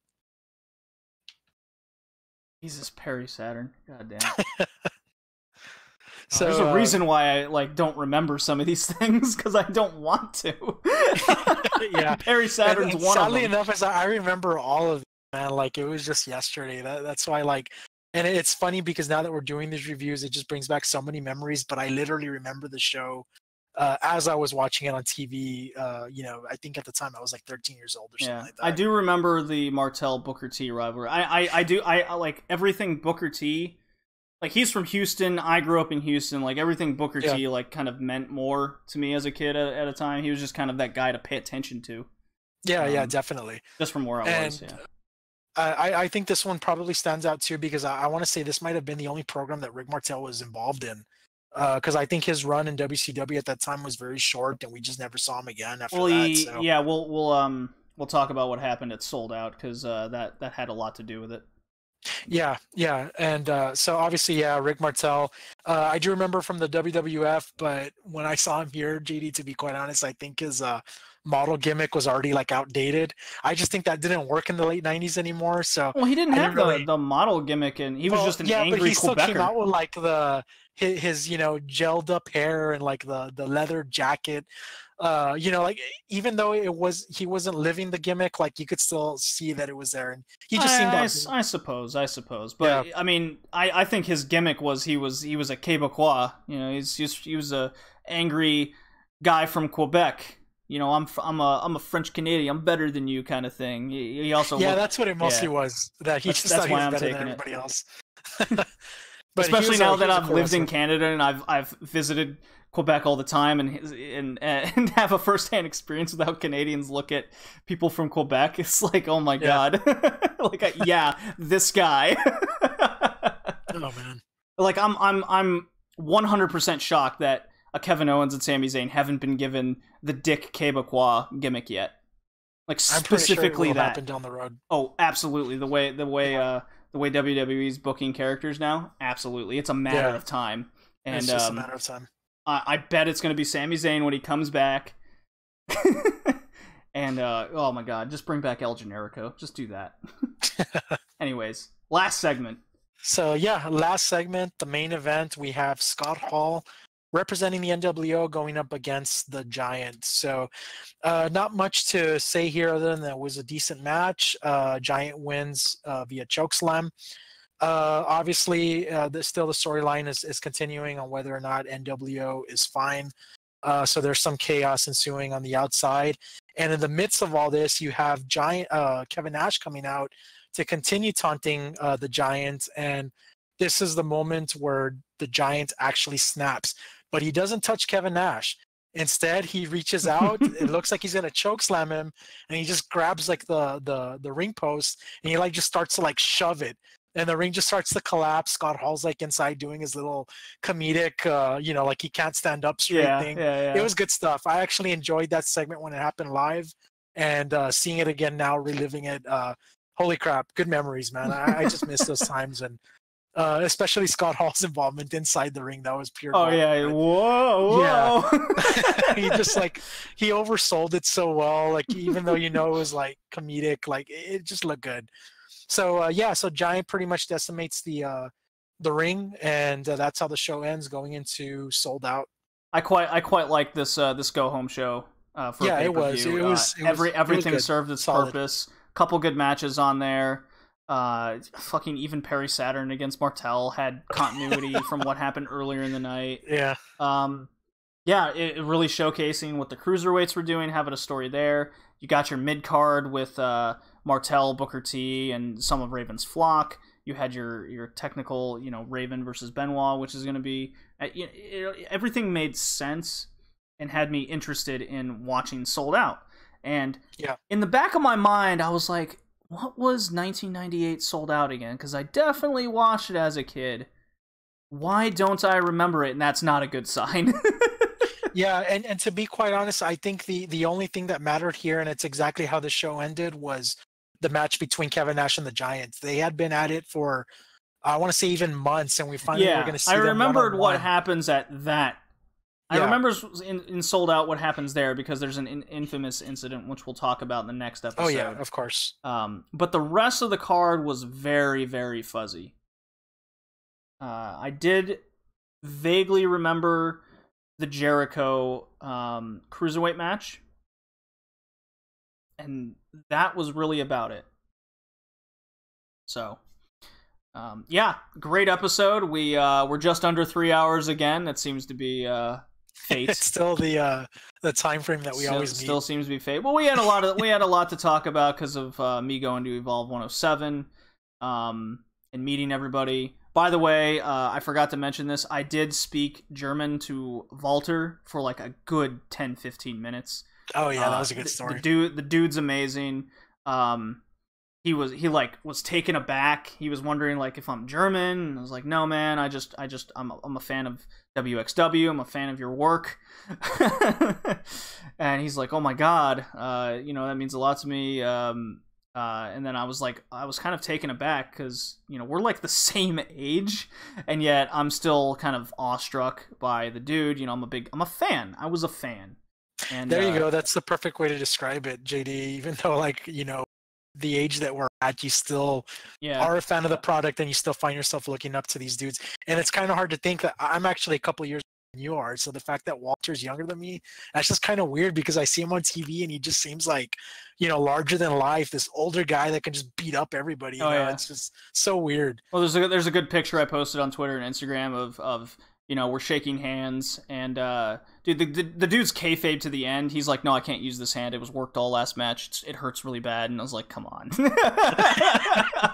Yeah. I was like, come, Sean Volta. And he goes, 999. Really nice. I asked if he had any ring comp shirts, and he goes, nah, just what I got here. That's for online, because that's part of, the stable. I'm like, all right, that's cool, man. Do you mind if you take a picture with me? He's like, no. He's like, kein Problem. We took a picture, spoke a little bit more. I was like, so how's WXW? And he's like, I love being a trainer there. That's like one of my passions. Very good insight on how he sees wrestling. He sees it as truly an art, and he wants to get better. And then when I was done speaking with him, I saw John Klinger in the corner over there behind him. So I'm like, oh, I'll just go say hi to him. I introduced myself very much the same way. I was like, hello, Jon Klinger. I like your work. Same thing. Ich liebe deine Arbeit in the ring. He goes, oh, that's cool, man. Do you want to buy anything? I was like, well, what do you got here? And I was trying to strike up a conversation. He goes, if you're not going to buy anything, I got more t-shirts to sell. I was like, can I take a picture with you? And he goes, that'll be $5. And I was like, all right, we're done here. What the hell, man? Yeah, I was like, oh my god. Completely different from I was like, Walter, holy shit, I just 2 feet to the left of me is Walter over here being like kayfabe hand injury to fans and speaking to me like a normal person and taking a picture, and then I'm trying to do the same with you, and you're acting like you're so much better than anyone else on the planet. Like I was like, not that I expected anything. I've read interviews of John Klinger and how he acts, and I'm like it didn't surprise me. And then my mom's kind of in the background goes, is he serious? Like we're with the champion earlier tonight, and he's high as shit, and he's like taking pictures with 4-year-olds. Yeah. No problem. Cool, he's having him wear the title, and and this guy over here wants $5 to take a fucking smartphone picture. Like, oh, come on. So I'm like, all right, see. And then I say goodbye to Walter, and then a couple more Evolve people said, and then Matt Riddle's like shaking hands with everybody as they walk out. So I was like, holy crap, night and day between people. So you really know, when they say first impressions mean a lot, they certainly did here. Yeah. Yeah, so Walter, Matt Riddle, Joey Janela. Like, Joey Janela's a little on the quiet side. That's okay. Not everybody has to have a bubbly fan personality. You know what I mean? Right. Yeah. So, yeah, I forgot to mention that. So that's a little post-ending podcast thing there. If Walter keeps up what he's doing here from 2016 to now, like, he's definitely in my top 10 of favorite wrestlers that are active, if not number one. If he continues this, he could easily make it into all time. Like, he's that cool, he's that nice, he's that good in the ring. I absolutely love the guy, Red. I'm a mark. Of course. Yeah. Hopefully I feel the same about Matt Riddle, but we'll see. I'm still on the fence. And that's if you already met the guy, and it was a positive experience. I was like, God damn it, the guy's so nice. I feel like I have to like him now. So that's probably a good thing. I'll wear a shirt with pride. I will say this: Matt Riddle does sell shirts that are like for people working out. Yeah. So I'm like, okay, if I get the large shirt, it'll be too long, but if I get the medium, my shoulders won't fit into it. I'm like, maybe I'll just post it. It's Super Mario, fun. It's a fun shirt. So, all right, man. This has been the Red Leaf Retrocast, Wrestlecast episode 7. Long time coming, right before the G1 special. I'm really loving the Thunder. I love our wrestler spotlight. We'll come up with a Good wrestler stuff. spotlight. We'll have the next cast out after Extreme Rules, so that's right around the corner. I'm really excited to talk about that one. That's going to be a lot of Japanese wrestling talk, because that's what's going on right now. A lot of the UK promotions just put out their stuff recently. Evolve just had their thing, so Yeah, a lot of Japanese stuff. So you'll hear about Noah, my issues with All Japan Pro Wrestling TV, even though I kind of have it. And yeah, it should be cool. Very cool. All the Japanese stuff. I've already given you a lot of the videos to watch for the matches, so pretty cool. But yeah, thank you everyone for joining us, and hope you guys enjoyed listening for this another long episode. There you go. Good night, everyone. Alrighty. Stop. Yep, stop. Excellent. Great episode. Yeah, man, I can't believe we did 3 hours again. Oh, there was a lot of fun to talk about. It wasn't like it wasn't like the last two, I must say, where it was just match. We had more discussion this time around. Yeah. I think that should be the new formula, because I like how you kind of like you kind of like jumped back and forth, almost, and featured something else, and then we moved into, like, instead of just keeping it down like a straight line. Yeah, that makes sense. Yeah, the way I was kind of critiquing myself was, okay, I like the fact that we're talking about a lot of the promotions. So the beginning of the casts, the first few episodes, we got a lot of the promotions out of the way, that we're aware of them all, let the audience know that we do know them. But like I said with Defiant and ICW, like, look, if they're not good, they're not worth talking about. Yeah. If something happens, then we will. And it gets us to discuss other things more, such as, go into Evolve 107, or spend more time on WCW Thunder. Something that's a lot more discussion oriented.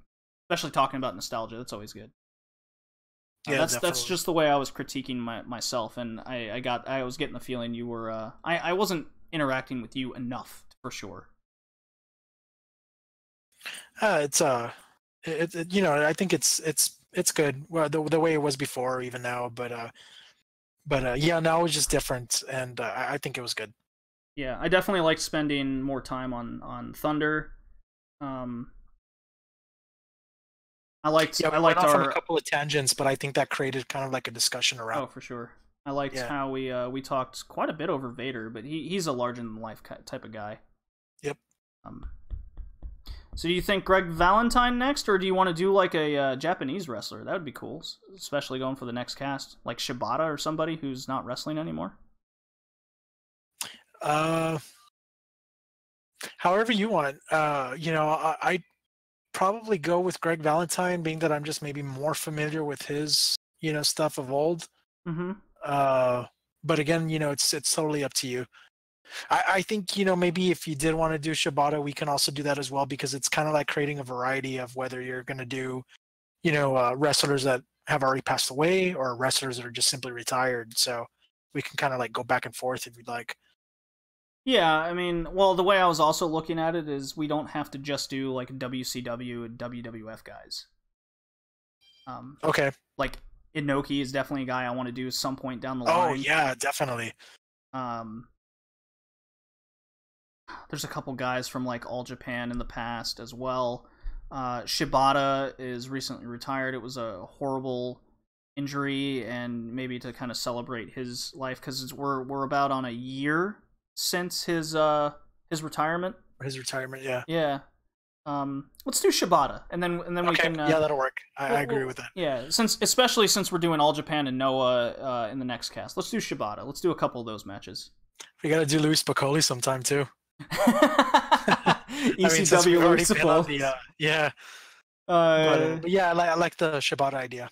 Yeah, let's do Shibata. Like, as much as I love Greg Valentine, I have a real soft spot for the guy. I'm just thinking something more podcast friendly, I guess, or podcast centric. Yep. And then you can pick the next guy. Okay, that'll work. This one's my pick. So if you want, I guess just pick like the standout matches and forward them to me so I can kind of like just go through them. Yeah. So we'll do it on the next cast. I don't know what you had in mind though, but not this week, but next week I'm actually gonna take a week-long road trip. So I'm not going to be available until maybe like late July. Okay. Extreme Rules is July 15th, I think. Yeah. That's that- actually like day 2 of my road trip. Okay. When are you coming back? Probably like the 22nd, maybe. Oh, that's fine. We can. Yeah, because I'm leaving the 14th to the 21st or 22nd, something like that. It's literally like a week long. Like I'm leaving on a Saturday and coming back on a Sunday a week later. Yeah, so we can do like the 23rd or 24th. That'll be fine because that'll be 2 weeks right after this cast comes out. Okay, awesome. That's no problem. And then I'll just like catch up with what happened at Extreme Rules, and we'll go from there. Yeah, I mean, we'll have more to discuss on Extreme Rules just from like a booking standpoint than the matches. I guarantee that. Yeah. When I look at that card at Extreme Rules, I go, I don't give a shit about any of these. But I'm interested in the post. And that's very, I don't know, I find that fascinating. Kind of like Savage and Luger, like the match was horrendous at Sold Out, by the way. Yeah. But what happened after was the interesting part. So, I'm wondering if WWE is going to do that. So yeah, get me that file, and I can get this episode out probably some point tomorrow. Cool. Okay. Yeah. Right now I'm just about to finish exporting it. So as always, I already got my Gmail up. Send it over to you, and you should be getting it within the next 30 minutes to an hour. Excellent. Cool. All right, JD. You have a good one, man. See ya. Later.